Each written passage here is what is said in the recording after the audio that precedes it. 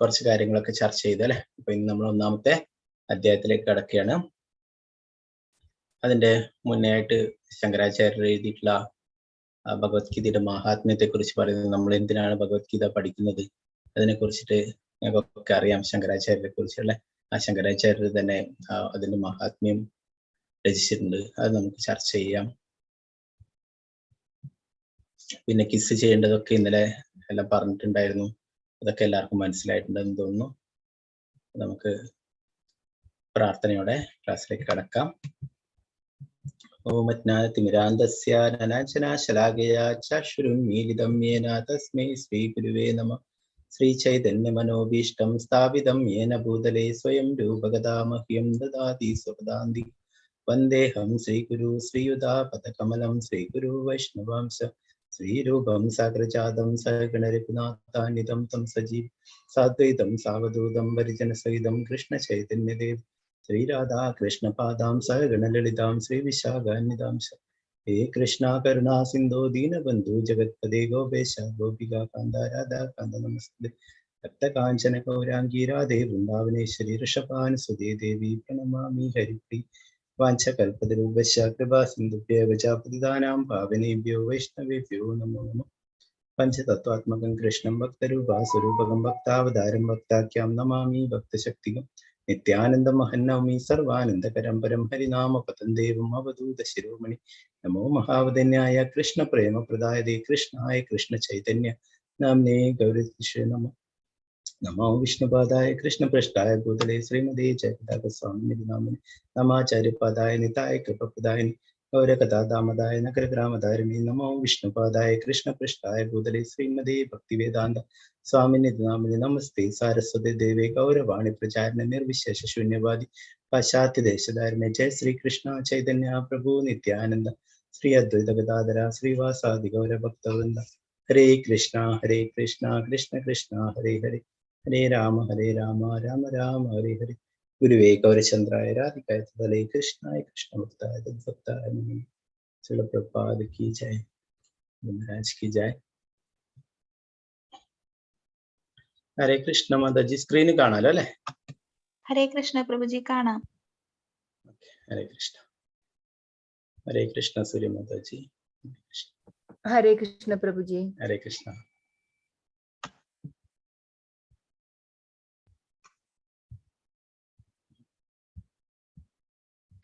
നമ്മൾ ഇന്നലെ പറഞ്ഞു ഭഗവത്ഗീതയിൽ 18 അധ്യായങ്ങളാണ്. ഇതെല്ലാം ഓരോരോ അധ്യായങ്ങളാണ് ഓരോ ദിവസം നമ്മൾ ചർച്ച ചെയ്യുന്നത്. അതിൽ പ്രധാനപ്പെട്ട ശ്ലോകങ്ങൾ മുഴുവനായിട്ട് നമ്മൾ സെക്കൻഡ് ലെവലിൽ പഠിക്കും, 700 ശ്ലോകങ്ങളും. അപ്പൊ ഇതിൽ ഓരോ അധ്യായങ്ങളിലുള്ള പ്രധാനപ്പെട്ട ശ്ലോകങ്ങളാണ് ഇതിൽ നമ്മൾ പഠിക്കുന്നത്.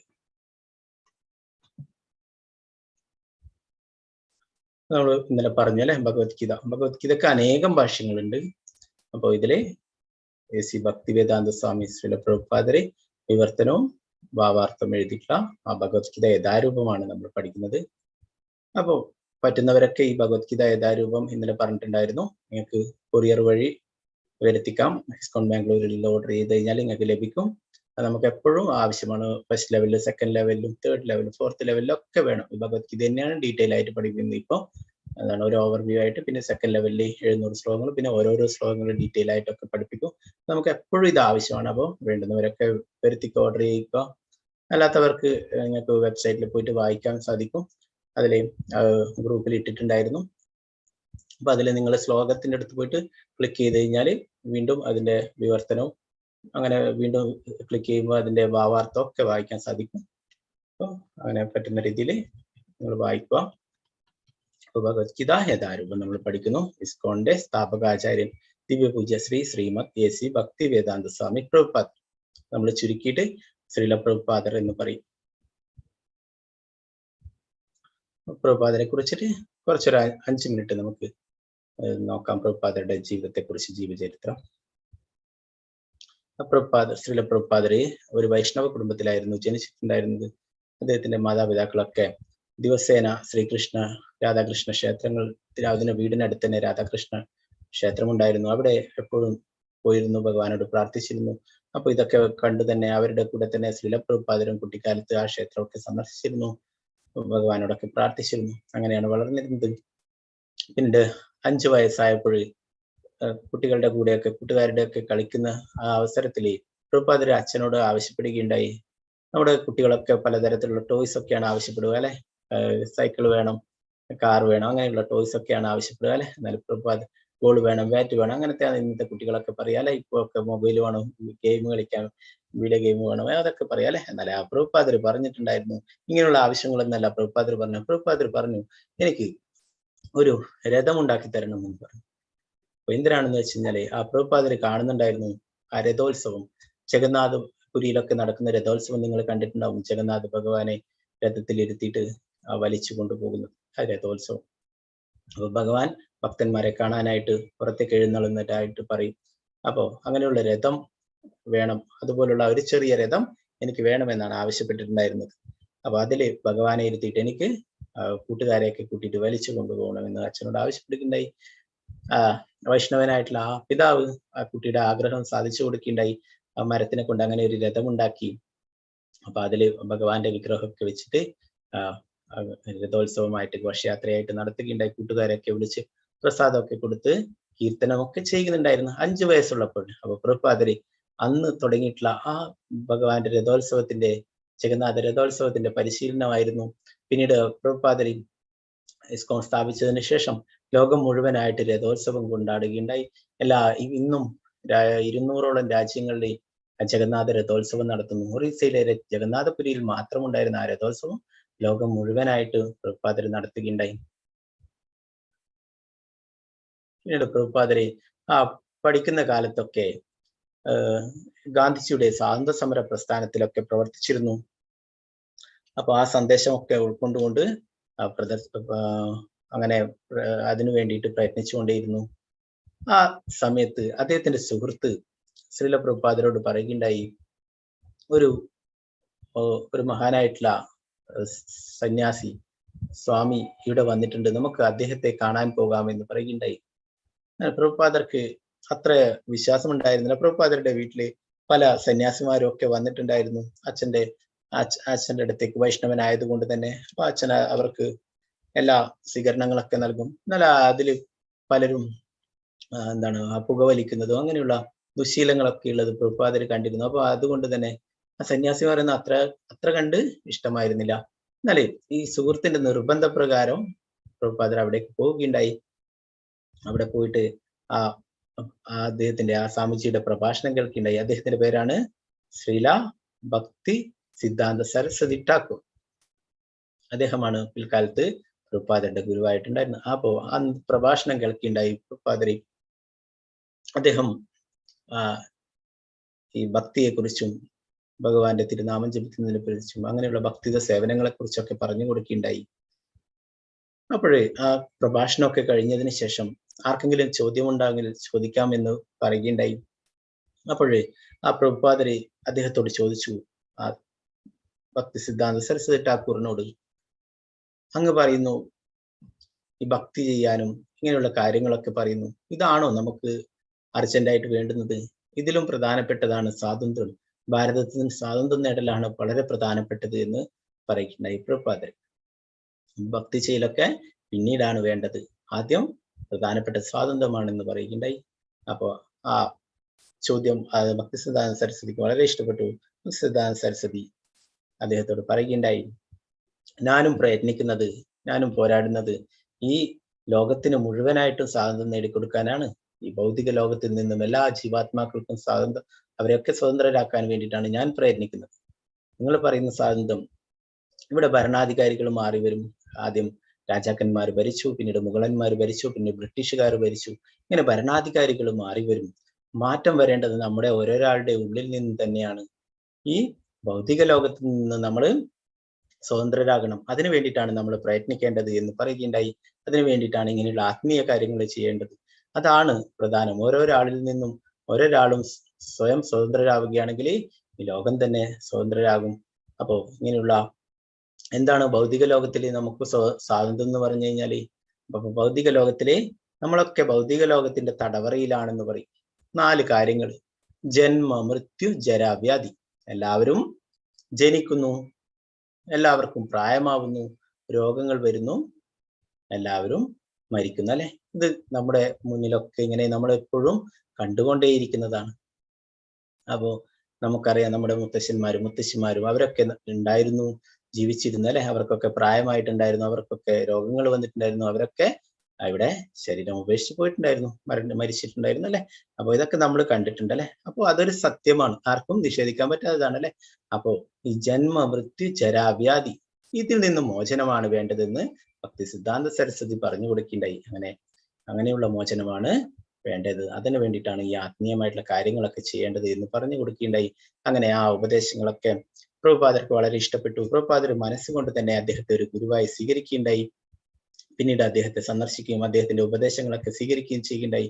അങ്ങനെ ഭക്തി സിദ്ധാന്ത സരസ്വതി ഠാക്കൂർ പ്രഭുപാദർക്ക് 2 നിർദ്ദേശങ്ങൾ നൽകിയിട്ടുണ്ടായിരുന്നു. ഒന്ന്, നിനക്ക് ഇംഗ്ലീഷിൽ നല്ല പരിജ്ഞാനമുണ്ട്, അതുകൊണ്ട് തന്നെ ഈ ഭഗവത്ഗീത, ഭാഗവതം പോലുള്ള ഗ്രന്ഥങ്ങൾ വിദേശ രാജ്യങ്ങൾ, പ്രത്യേകിച്ചും അമേരിക്ക പോലുള്ള രാജ്യങ്ങളിൽ അതൊക്കെ പ്രചരിപ്പിക്കണം. പിന്നെ നിനക്ക് എപ്പോഴെങ്കിലും പൈസ ലഭിക്കുകയാണെങ്കിൽ ഈ ഗ്രന്ഥങ്ങൾ അച്ചടിച്ച് വിതരണം ചെയ്യാനായിട്ട് നീ പരിശ്രമിക്കണം. ഇങ്ങനെയുള്ള 2 നിർദ്ദേശങ്ങളാണ് പ്രഭുപാദർക്ക് ആ ഗുരു നൽകിയിട്ടുണ്ടായിരുന്നത്. പ്രഭുപാദര് പിന്നീട് ആ ഗുരുവിന്റെ ആ നിർദ്ദേശങ്ങൾ പാലിക്കുന്നതിനായിട്ടുള്ള പ്രയത്നത്തിലായിരുന്നു. പിന്നെ അദ്ദേഹം പ്രഭുപാദര് ചെറിയ ചെറിയ ഭക്ത സംഘങ്ങളൊക്കെ തുടങ്ങുകയുണ്ടായി. ലീഗ് ഓഫ് ഡിവോട്ടീസ് എന്ന് പറഞ്ഞ് ജാൻസിയിൽ ഒരു ചെറിയ സംരംഭമൊക്കെ തുടങ്ങുകയുണ്ടായി. എന്നാൽ അതൊന്നും അത്ര കണ്ട് വിജയിച്ചില്ല. പിന്നീട് ബാക്ക് ടു ഗോഡ് ഹെഡ് എന്ന മാഗസിൻ ആരംഭിക്കുകയുണ്ടായി. അത് ഇപ്പോഴും മലയാളത്തിലൊക്കെ നമുക്ക് ലഭ്യമാണ്. ഭഗവത് ദർശനം എന്ന പേരിൽ മാസികയുണ്ട്, ചെറിയ ഒരു മാസിക, 20 രൂപയോളം വരുള്ളൂ. നിങ്ങൾക്ക് ഡിസ്കൗണ്ട് സെന്ററുകളിൽ നിന്നൊക്കെ നിങ്ങൾക്ക് ലഭിക്കും. അപ്പൊ അങ്ങനെയുള്ള ആ മാസിക തുടങ്ങിയിട്ടുണ്ട്. അത് പ്രഭുപാദർ തന്നെ അച്ചടിച്ചിട്ട് ഓരോരോ ഗ്രന്ഥാലയങ്ങളിലും ഹോട്ടലുകളിലും മാർക്കറ്റുകളിലൊക്കെ പോയിട്ട് വിതരണം ചെയ്യുകയുണ്ടായി. അങ്ങനെ അതിൽ നിന്ന് ലഭിക്കുന്ന വരുമാനം കൊണ്ട് വീണ്ടും പുസ്തകങ്ങൾ പ്രസിദ്ധീകരിക്കും. അങ്ങനെ ഈ ഗുരുവിന്റെ നിർദ്ദേശങ്ങൾ അന്ന് തന്നെ പരിശീലിച്ചു തുടങ്ങിയിരുന്നു, അതിനുള്ള പ്രയത്നിച്ചു തുടങ്ങിയിരുന്നു. അങ്ങനെ അനേകം കാര്യങ്ങൾ പ്രഭുപാദർ ഇവിടെ തന്നെ ചെയ്യുകയുണ്ടായി. പിന്നീട് ആ പ്രഭുപാദര് വളരെയേറെ ആഗ്രഹിച്ചു വിദേശത്ത് പോയിട്ട് കൃഷ്ണാവബോധം പ്രചരിപ്പിക്കുവാൻ, ആ ഗുരുവിന്റെ നിർദ്ദേശം നടപ്പിലാക്കാനായിട്ട് പ്രഭുപാദര് വളരെയേറെ പ്രാർത്ഥിച്ചു. അവിടെ രാധാ ദാമോദർ ക്ഷേത്രം, വൃന്ദാവനത്തിലുള്ള രാധാ ദാമോദർ ക്ഷേത്രത്തിലായിരുന്നു പ്രഭുപാദര് വസിച്ചിരുന്നത്. അപ്പോ അവിടെ പോയിട്ട് എപ്പോഴും പ്രാർത്ഥിക്കുമായിരുന്നു. അവിടെയുള്ള നമ്മുടെ ആചാര്യന്മാരോടൊക്കെ, അവിടെ ഗോസ്വാമിമാരുടെ ഒക്കെ സമാധിയുണ്ട്, രൂപഗോസ്വാമി എന്ന് പറഞ്ഞിട്ടുള്ള. അപ്പൊ ആ രൂപഗോസ്വാമിയോടൊക്കെ എപ്പോഴും പോയിട്ട് പ്രാർത്ഥിക്കും, ഗുരുവിന്റെ നിർദ്ദേശങ്ങൾ എനിക്ക് നടപ്പിലാക്കാൻ സാധിക്കുന്നില്ലല്ലോ എന്ന് പറഞ്ഞു. അപ്പോഴും പ്രഭുപാദർക്ക് പ്രായം 70 വയസ്സായിരുന്നു. നമുക്കറിയാം, നമ്മളൊക്കെ നാടുകളിൽ എല്ലാവരും റിട്ടയർഡ് ആയിട്ട് സ്വസ്ഥമായിട്ട് വീടുകളിൽ ഒതുങ്ങി കഴിയുന്ന സമയമാണ് 70 വയസ്സ് എന്നൊക്കെ പറയുന്നത് അല്ലെ. അപ്പൊ ആ സമയത്താണ് പ്രഭുപാദർ ഈ കൃഷ്ണാബോധം പ്രചരിപ്പിക്കാനായിട്ട് അമേരിക്കയിലേക്ക് പുറപ്പെടുന്നുണ്ടായിരുന്നത്. അപ്പൊ അങ്ങനെ അവസാനം ഡൽഹിയിലുള്ള അമേരിക്കൻ എംബസിയെ സമീപിച്ചു അവിടേക്ക് പോകാനുള്ള പെർമിഷനായിട്ട്. അവര് അതിന് പെർമിഷൻ നൽകിയില്ലായിരുന്നു. പ്രഭുപാദർക്ക് 70 വയസ്സായിരുന്നു. ഇത്രയും കൊടും ശൈത്യമുള്ള രാജ്യത്ത് ഒറ്റയ്ക്ക് പോവാൻ, അതും ഈ പ്രായമായിട്ടുള്ള അവസ്ഥയിൽ യാതൊരു പരിചയമില്ലാത്ത നാട്ടിലേക്ക് ഒറ്റയ്ക്ക് അദ്ദേഹത്തെ അയക്കാനായിട്ട് ആരും സമ്മതിച്ചിരുന്നില്ല. അങ്ങനെ പെർമിഷൻ നൽകിയിട്ടുണ്ടായില്ല. നിരന്തരം പ്രഭുപാദർ ആ ഓഫീസ് കയറി ഇറങ്ങി. അങ്ങനെ അവസാനം അവര് അതിന് പെർമിഷൻ നൽകിയിട്ടുണ്ടായി. അങ്ങനെ അവിടെ കൽക്കത്തയിൽ നിന്നും പുറപ്പെടുന്ന ജലദൂത എന്ന ഒരു ചരക്ക് കപ്പലില് അമേരിക്കയിലേക്ക് പോകാനായിട്ട് പെർമിഷൻ നൽകിയിട്ടുണ്ടായി. അപ്പൊ അങ്ങനെ 1965 പ്രഭുപാദര് ജലദൂത എന്ന ചരക്ക് കപ്പലില് അമേരിക്കയിലേക്ക് പുറപ്പെട്ടു. അപ്പോ ശ്രീമദ് ഭാഗവതവും എടുത്തിട്ടാണ് പുറപ്പെടുന്നത്. അതിന് ശ്രീമദ് ഭാഗവതത്തിന് വേണ്ടിയിട്ട് പ്രഭുപാദര് ഒരു ദിവസം ഇവിടെ കേരളത്തിലും തങ്ങിയിട്ടുണ്ടായിരുന്നു. കേരളത്തില് കൊച്ചിയില്, അവിടെ അന്നത്തെ കാലത്ത് കൊച്ചി തുറമുഖം എന്ന് പറയുന്നത് മട്ടാഞ്ചേരി എന്ന സ്ഥലത്തായിരുന്നു. അപ്പൊ അവിടെ ഒരു ദിവസം ഈ ജലദൂത ഷിപ്പ് അവിടെ വെയിറ്റ് ചെയ്തിട്ടുണ്ടായിരുന്നു. ശ്രീമദ് ഭാഗവതം ബോംബെയിൽ നിന്നും പ്രിന്റ് ചെയ്ത് ലഭിക്കുന്നതിന് വേണ്ടിയിട്ട് പ്രഭുപാദര് ഇവിടെ കേരളത്തിലും ഒരു ദിവസം തങ്ങിയിട്ടുണ്ടായിരുന്നു. പ്രഭുപാദർക്ക് വളരെ ഇഷ്ടപ്പെട്ടു കേരളത്തിനെ കുറിച്ച്. പ്രഭുപാദർ പറഞ്ഞു, കേരളത്തിലെ ജനങ്ങളൊക്കെ വളരെ വളരെ ഹെൽത്തിയാണ്, അവരൊക്കെ നല്ല ആൾക്കാരാണ്. അങ്ങനെ കേരളത്തിലുള്ള ബനാന അതൊക്കെ പ്രഭുപാദർ ഇഷ്ടപ്പെട്ടു. അതിനെക്കുറിച്ചൊക്കെ പ്രഭുപാദർ പറഞ്ഞിരുന്നു. പ്രഭുപാദര് ഇവിടെ നിന്ന് കേരളത്തിലും സന്ദർശിച്ചിരുന്നു. അപ്പോ അതുകൊണ്ട് തന്നെ ആയിരിക്കും പ്രഭുപാദരുടെ കാരണം കൊണ്ടാണ് നമുക്കൊക്കെ ഈ ഭഗവത്ഗീത മനസ്സിലാക്കാനൊക്കെ സാധിക്കുന്നത്. പ്രഭുപാദർ ഇവിടെ കേരളത്തിലുള്ള ആൾക്കാരെയൊക്കെ വളരെ ഇഷ്ടപ്പെട്ടിരുന്നു. അപ്പോ അങ്ങനെ അതിന്റെ സ്മരണക്കായിട്ട് അവിടെ ഭക്തന്മാര് അവര് ഒരു ശില്പമൊക്കെ സ്ഥാപിച്ചിട്ടുണ്ട് അവിടെ പ്രഭുപാദരുടെ ഓർമ്മക്കായിട്ട്. ആ ജലദൂത ചരക്ക് കപ്പലിൽ അവിടെ വന്നിട്ടുള്ളതിന്.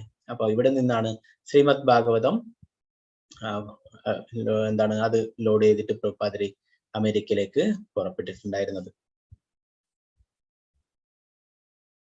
അപ്പൊ അങ്ങനെ ചരക്ക് കപ്പലിൽ 1.5 മാസത്തോളം കഴിച്ചു കൂട്ടുകയുണ്ടായി. അങ്ങനെ അമേരിക്കയിലെ ബോസ്റ്റൺ എന്ന സ്ഥലത്ത് എത്തിച്ചേരുകയുണ്ടായി. അതിനിടയിൽ പ്രഭുപാദർക്ക് 2 തവണ ഹൃദയാഘാതം ഉണ്ടായി. അപ്പോഴൊക്കെ പ്രഭുപാദര് ഭഗവാനോട് പ്രാർത്ഥിക്കുകയുണ്ടായി, എനിക്ക് ഈ ഗുരുവിന്റെ നിർദ്ദേശങ്ങൾ നടപ്പിലാക്കാൻ സാധിക്കണം, എനിക്ക് അതിനുള്ള കഴിവ് തരണമെന്ന് ഭഗവാനോട് പ്രാർത്ഥിക്കുകയുണ്ടായി. അപ്പൊ അതിനെയൊക്കെ അതിജീവിച്ചുകൊണ്ട് പ്രഭുപാദര് അമേരിക്കയിലെത്തുകയും അവിടെ ഒറ്റയ്ക്ക് നഗരസങ്കീർത്തനം കർത്താലും കിട്ടിക്കൊണ്ട് ഒറ്റയ്ക്ക് ഭഗവാന്റെ കീർത്തനം പാടിയിട്ട് ആ നഗരങ്ങളിലൂടെ ഒക്കെ സഞ്ചരിക്കുകയുണ്ടായി. അങ്ങനെ ഓരോരാളായിട്ട് അതിൽ ആകൃഷ്ടരായിട്ട് പ്രഭുപാദരെ കൂടെ കൂടുകയുണ്ടായി. പിന്നീട് അവരെയൊക്കെ പ്രഭുപാദരെ ഭഗവത് പ്രസാദം കൊടുത്തു, അവർക്കൊക്കെ ഭഗവത്ഗീതയൊക്കെ ഉപദേശിച്ചു കൊടുത്തു, അവരെയൊക്കെ ഭക്തന്മാരാക്കി മാറ്റുകയുണ്ടായി.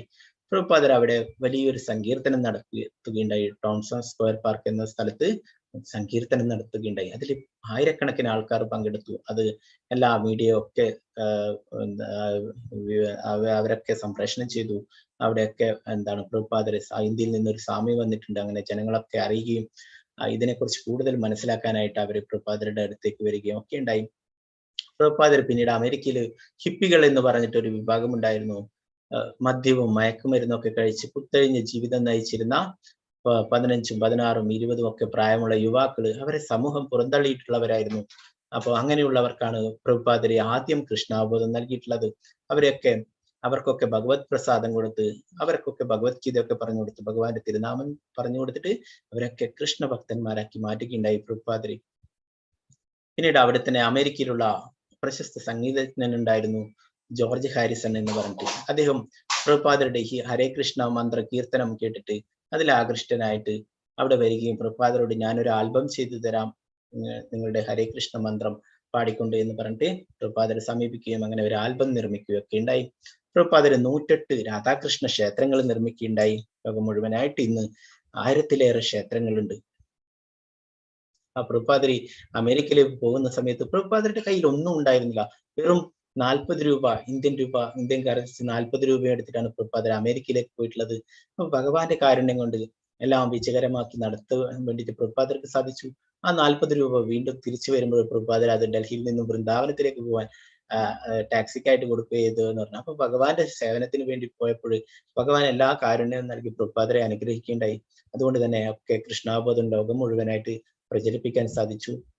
ആയിരക്കണക്കിന് പുസ്തകങ്ങൾ എഴുതുകയുണ്ടായി. ശ്രീമദ് ഭഗവത്ഗീതക്ക് വ്യാഖ്യാനങ്ങൾ എഴുതുകയുണ്ടായി. ശ്രീമദ് ഭാഗവതം, ചൈതന്യ ചരിതാമൃതം ഇതൊക്കെ വിവർത്തനം ചെയ്യുകയുണ്ടായി. ഭഗവത്ഗീത തന്നെ 85ഓളം ഭാഷകളിൽ ഇന്ന് ലോകം മുഴുവനായിട്ട് പ്രചരിപ്പിച്ചിരിക്കുന്നു. അപ്പൊ ജഗന്നാഥ രഥോത്സവം എല്ലാ രാജ്യങ്ങളിലും നടത്തുകയുണ്ടായി. പ്രഭുപാദര് 12 വർഷത്തിനിടയിൽ 14 തവണ ലോകം മുഴുവൻ ചുറ്റി സഞ്ചരിച്ച് കൃഷ്ണാബോധം പ്രചരിപ്പിക്കുകയുണ്ടായി.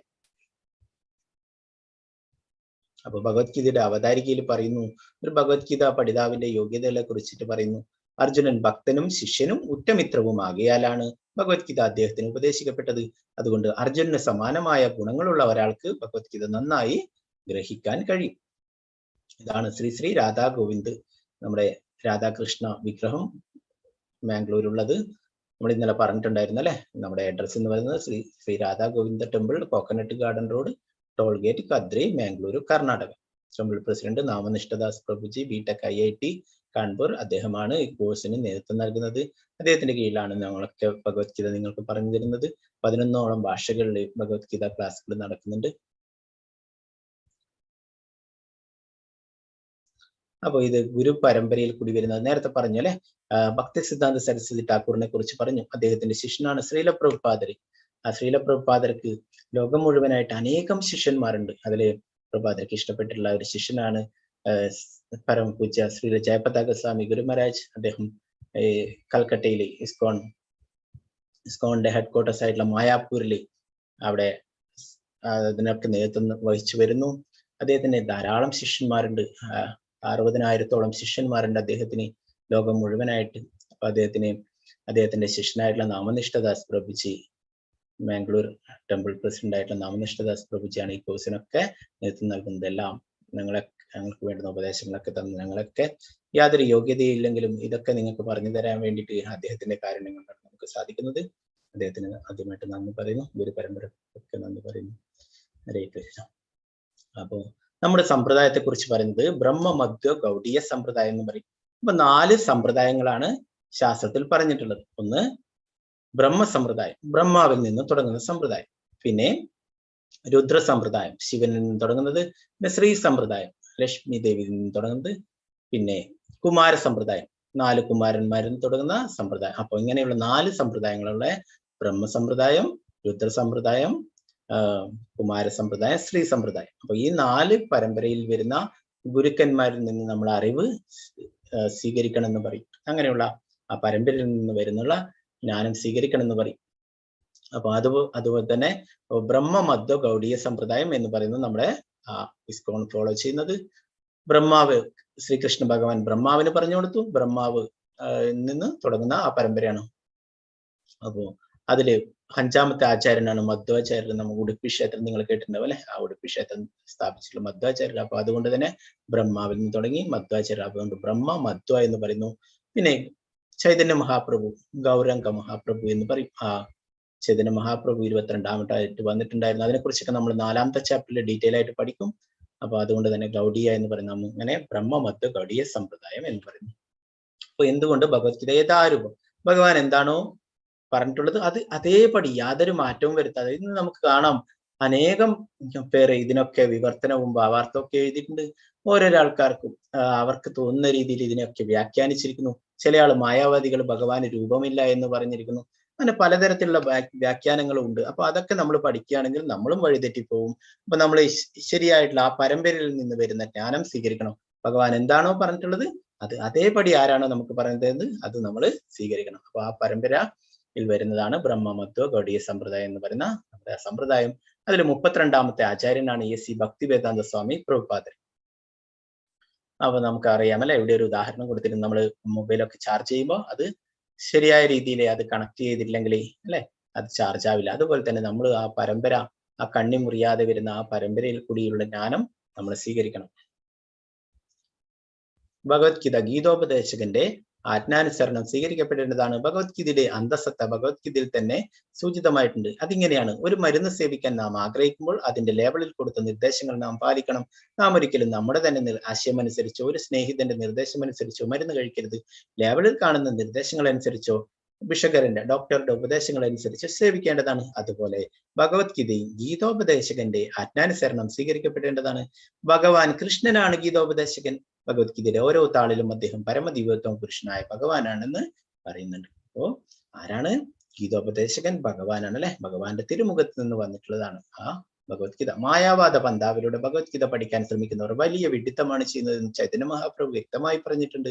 അപ്രകാരമായുള്ള വിഡിത്തത്തിന്റെ ഫലമായി വഴിതെറ്റിപ്പോയ ഒരു ഭഗവത്ഗീത വിദ്യാർത്ഥി ശരിയായ മാർഗനിർദ്ദേശമില്ലാതെ വിഷമിക്കുകയും സ്വധാമത്തിലേക്ക്, ദൈവസന്നിധിയിലേക്ക് അയാൾക്ക് മടങ്ങാൻ സാധിക്കാതെയും വരികയും ചെയ്യുന്നു. അപ്പൊ മായാവാദി, കൃഷ്ണാപരാധി എന്ന് പറയുന്നത് എന്താണ്? ഭഗവാന് രൂപമില്ല എന്നാണ് മായാവാദികൾ പറയുന്നത്. അപ്പൊ ഭഗവത്ഗീത എന്ന് പറയുന്നത് മനുഷ്യ ജീവിതത്തിന്റെ ഒരു ലൈഫ് മാനുവലാണ്. അപ്പൊ നമുക്ക് അറിയാം, നമ്മുടെ ഓരോരോ പ്രൊഡക്റ്റ് വാങ്ങിക്കുമ്പോൾ നമുക്ക് അതിന്റെ കൂടെ അത് എങ്ങനെ ഉപയോഗിക്കണം എന്ന് പറഞ്ഞിട്ടുള്ള ഒരു മാനുവൽ ഉണ്ടാവും അല്ലെ? അതനുസരിച്ചിട്ട് നമ്മൾ അത് പ്രവർത്തിപ്പിക്കണം അല്ലെ? അല്ലെങ്കിൽ കേടുപാടുകൾ സംഭവിക്കും. നമ്മൾ എന്തായാലും AC ആയാലും ഫ്രിഡ്ജ് ആയാലും എന്ത് സാധനങ്ങൾ വാങ്ങിച്ചാലും ഇങ്ങനെയുള്ള ടോയ്സ് ആയാലും ഒക്കെ അതിന്റെ കൂടെ ഒക്കെ ഒരു മാനുവൽ ഉണ്ടാവും അല്ലെ? ഇതെങ്ങനെ പ്രവർത്തിപ്പിക്കണം എന്നുള്ളത് അല്ലെ? അങ്ങനെ അല്ലെങ്കിൽ എന്താണ്, അതിന് അപകടം സംഭവിക്കും അല്ലെ? അപ്പൊ അതുപോലെ തന്നെ നമ്മുടെ മനുഷ്യ ജന്മം എന്തിനു വേണ്ടിയിട്ടുള്ളതാണ്, അതിനെക്കുറിച്ച് മനുഷ്യ ജീവിതത്തിന്റെ ലക്ഷ്യം എന്താണ്, ഉദ്ദേശം എന്താണ്, അതിനെക്കുറിച്ച് പറഞ്ഞു തരുന്നതാണ് ഭഗവത്ഗീത. അപ്പൊ അത് നമ്മൾ പഠിച്ച് മനസ്സിലാക്കണം. അപ്പോ എന്താണ്, നമുക്ക് മനുഷ്യജന്മത്തിന്റെ ഒരു ലക്ഷ്യമുണ്ട്. മനുഷ്യജന്മത്തിന് എന്താണ്, അത് ആണ് ഭഗവത്ഗീത നമുക്ക് പറഞ്ഞു തരുന്നത് അല്ലെ?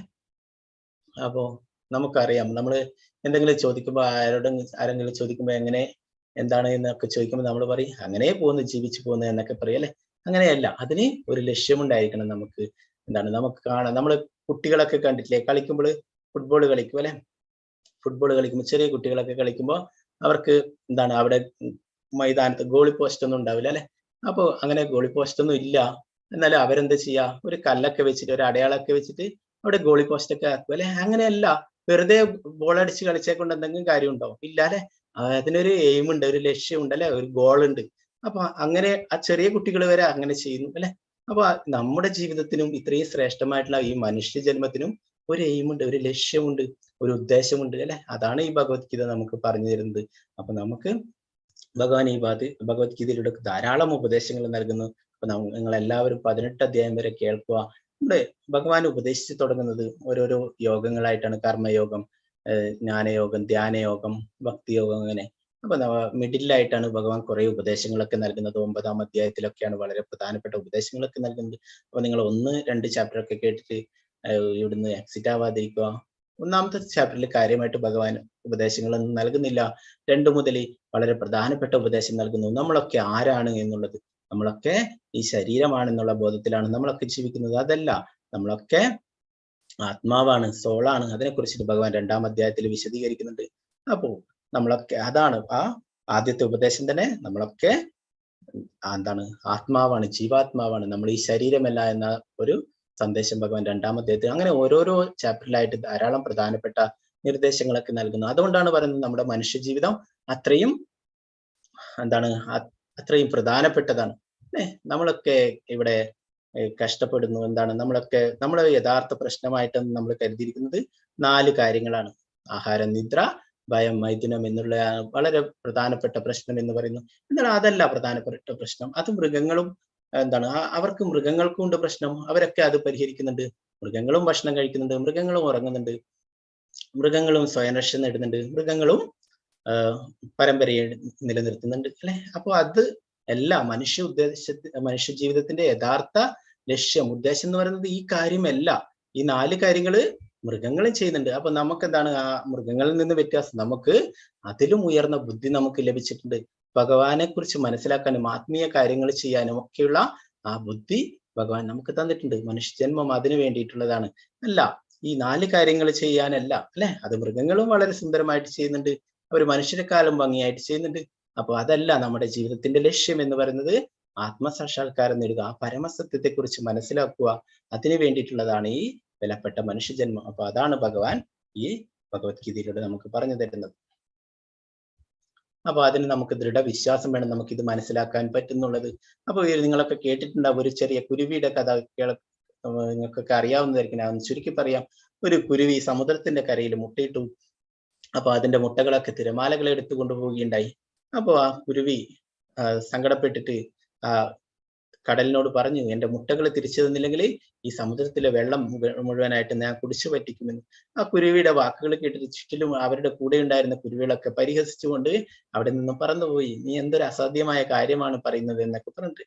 എന്നാലേ ആ കുരുവി നിരന്തരം പരിശ്രമിച്ചു കൊണ്ടിരുന്നു. ആ പരിശ്രമം പക്ഷിരാജാവായിട്ടുള്ള ഗരുഡൻ കാണുകയുണ്ടായി. ഗരുഡൻ ഭഗവാന്റെ വാഹനമാണ് അല്ലെ. ആ ഗരുഡൻ ആ കുരുവിയെ അവിടെ നിസ്സഹായായി നിൽക്കുന്ന ആ കുരുവിയെ സഹായിക്കാനായിട്ട് എത്തുകയും അവിടെ സമുദ്രത്തിനോട്, ഈ കുരുവിയുടെ മുട്ടകൾ തിരിച്ചു കൊടുത്തില്ലെങ്കിൽ ഞാൻ സമുദ്രം വറ്റിക്കുമെന്ന്, കുടിച്ചു വറ്റിക്കുമെന്ന് പറയുകയുണ്ടായി. ഭഗവാന്റെ വാഹനമാണ് ഗരുഡൻ അല്ലെ. ഗരുഡന് സാധിക്കും, പക്ഷികളുടെ രാജാവാണ് ഗരുഡൻ. ആ ഗരുഡനെ കൊണ്ട് സമുദ്രം വറ്റിക്കാൻ സാധിക്കും. അങ്ങനെ തിരിച്ചു കൊടുക്കുകയുണ്ടായി ആ കുരുവികൾക്ക് മുട്ടകൾ സമുദ്രം. അപ്പൊ അതുപോലെ നമുക്കും ദൃഢവിശ്വാസം ഉണ്ടായിരിക്കണം. നമുക്ക് ഈ ഭഗവത്ഗീത ഒന്നും മനസ്സിലാവില്ല, നമുക്ക് സംസ്കൃതം ഒന്നും അറിയില്ല, അതൊന്നും അല്ല. നമുക്ക് ഈ ഭഗവത്ഗീതയിൽ ഭഗവാനിൽ വിശ്വാസം ഉണ്ടായിരിക്കണം, അത്രയേ വേണ്ടൂ.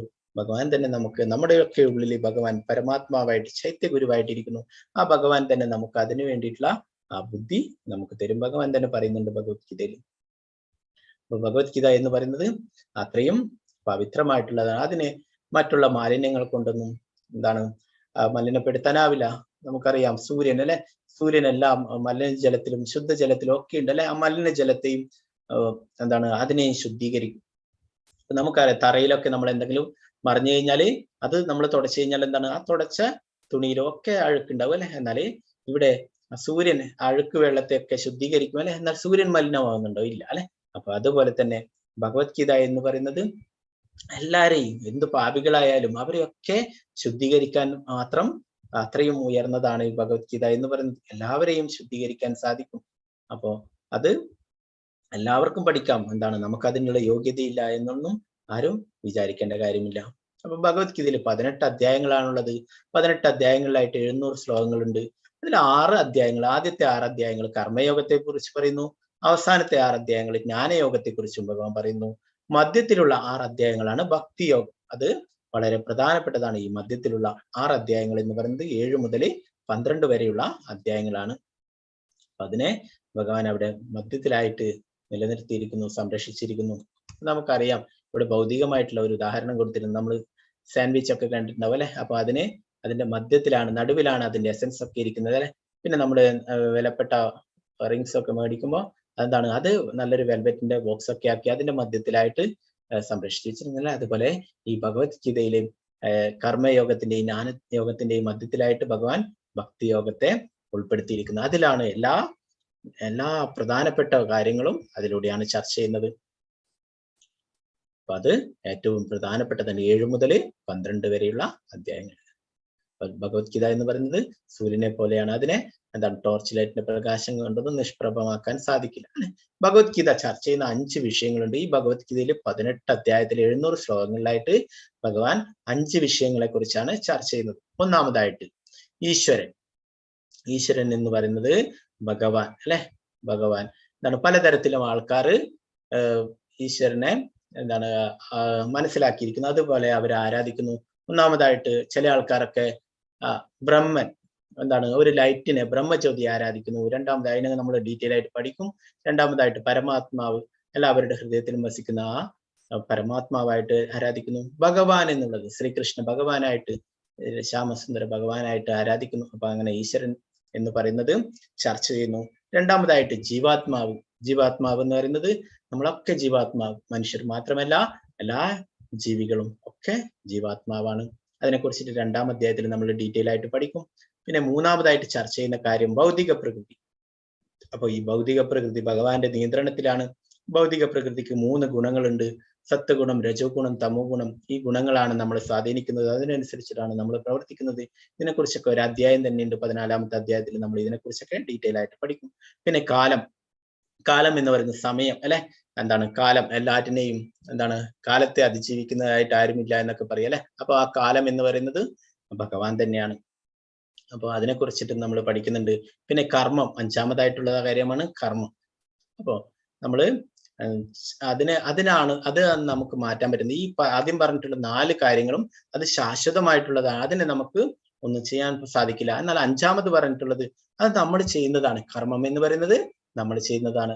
അപ്പൊ ആ കർമ്മം നമ്മൾ എങ്ങനെ ചെയ്യണം, അതിനെ ആ കർമ്മഫലങ്ങൾ ഇല്ലാതെ എങ്ങനെ ആക്കാം, കർമ്മഫലങ്ങളിൽ നിന്ന് നമുക്ക് എങ്ങനെ രക്ഷ നേടാം, അതിനെക്കുറിച്ചൊക്കെ ഭഗവാൻ ഡീറ്റെയിൽ ആയിട്ട് പറഞ്ഞു തരുന്നുണ്ട് നമുക്ക്. അപ്പൊ അതിനെക്കുറിച്ചൊക്കെ നമുക്ക് പിന്നീട് പഠിക്കാം. വികർമ്മം, അകർമ്മം, വികർമ്മ വിരുദ്ധമായിട്ടുള്ള കർമ്മം, അകർമ്മം ഭഗവാന് വേണ്ടിയിട്ടുള്ള കർമ്മങ്ങൾ, അപ്പൊ നിഷ്കാമ കർമ്മം, നമ്മൾ അതിന്റെ ഫലങ്ങളൊന്നും ആഗ്രഹിക്കാതെ ചെയ്യുന്നത്. അപ്പൊ അതിനെക്കുറിച്ചൊക്കെ നമ്മൾ ഡീറ്റെയിൽ ആയിട്ട് പഠിക്കും. അപ്പൊ പ്രധാനപ്പെട്ട 5 കാര്യങ്ങളാണ് ഭഗവത്ഗീത ചർച്ച ചെയ്യുന്നത്: ഈശ്വരൻ, ജീവാത്മാവ്, ഭൗതിക പ്രകൃതി, കാലം, കർമ്മം. ഒന്നാമത്തെ അധ്യായം എന്ന് പറയുന്നത് അർജുന വിഷാദ യോഗം.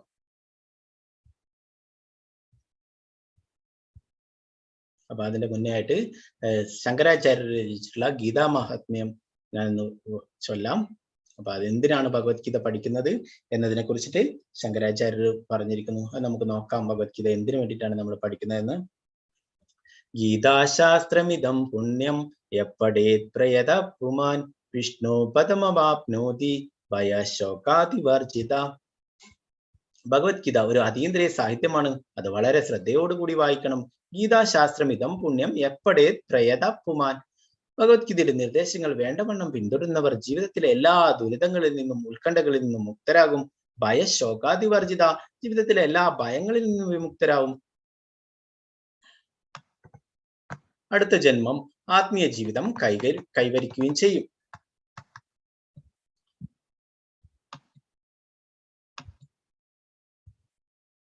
ഇവിടെ ശങ്കരാചാര്യർ എന്താ പറയുന്നത്? നമ്മുടെ ജീവിതത്തിലെ എല്ലാ ദുരിതങ്ങളിൽ നിന്നും ഉത്കണ്ഠകളിൽ നിന്നൊക്കെ മുക്തരാകും, എല്ലാ ഭയങ്ങളിൽ നിന്നും വിമുക്തരാകും എന്ന് പറയുന്നു.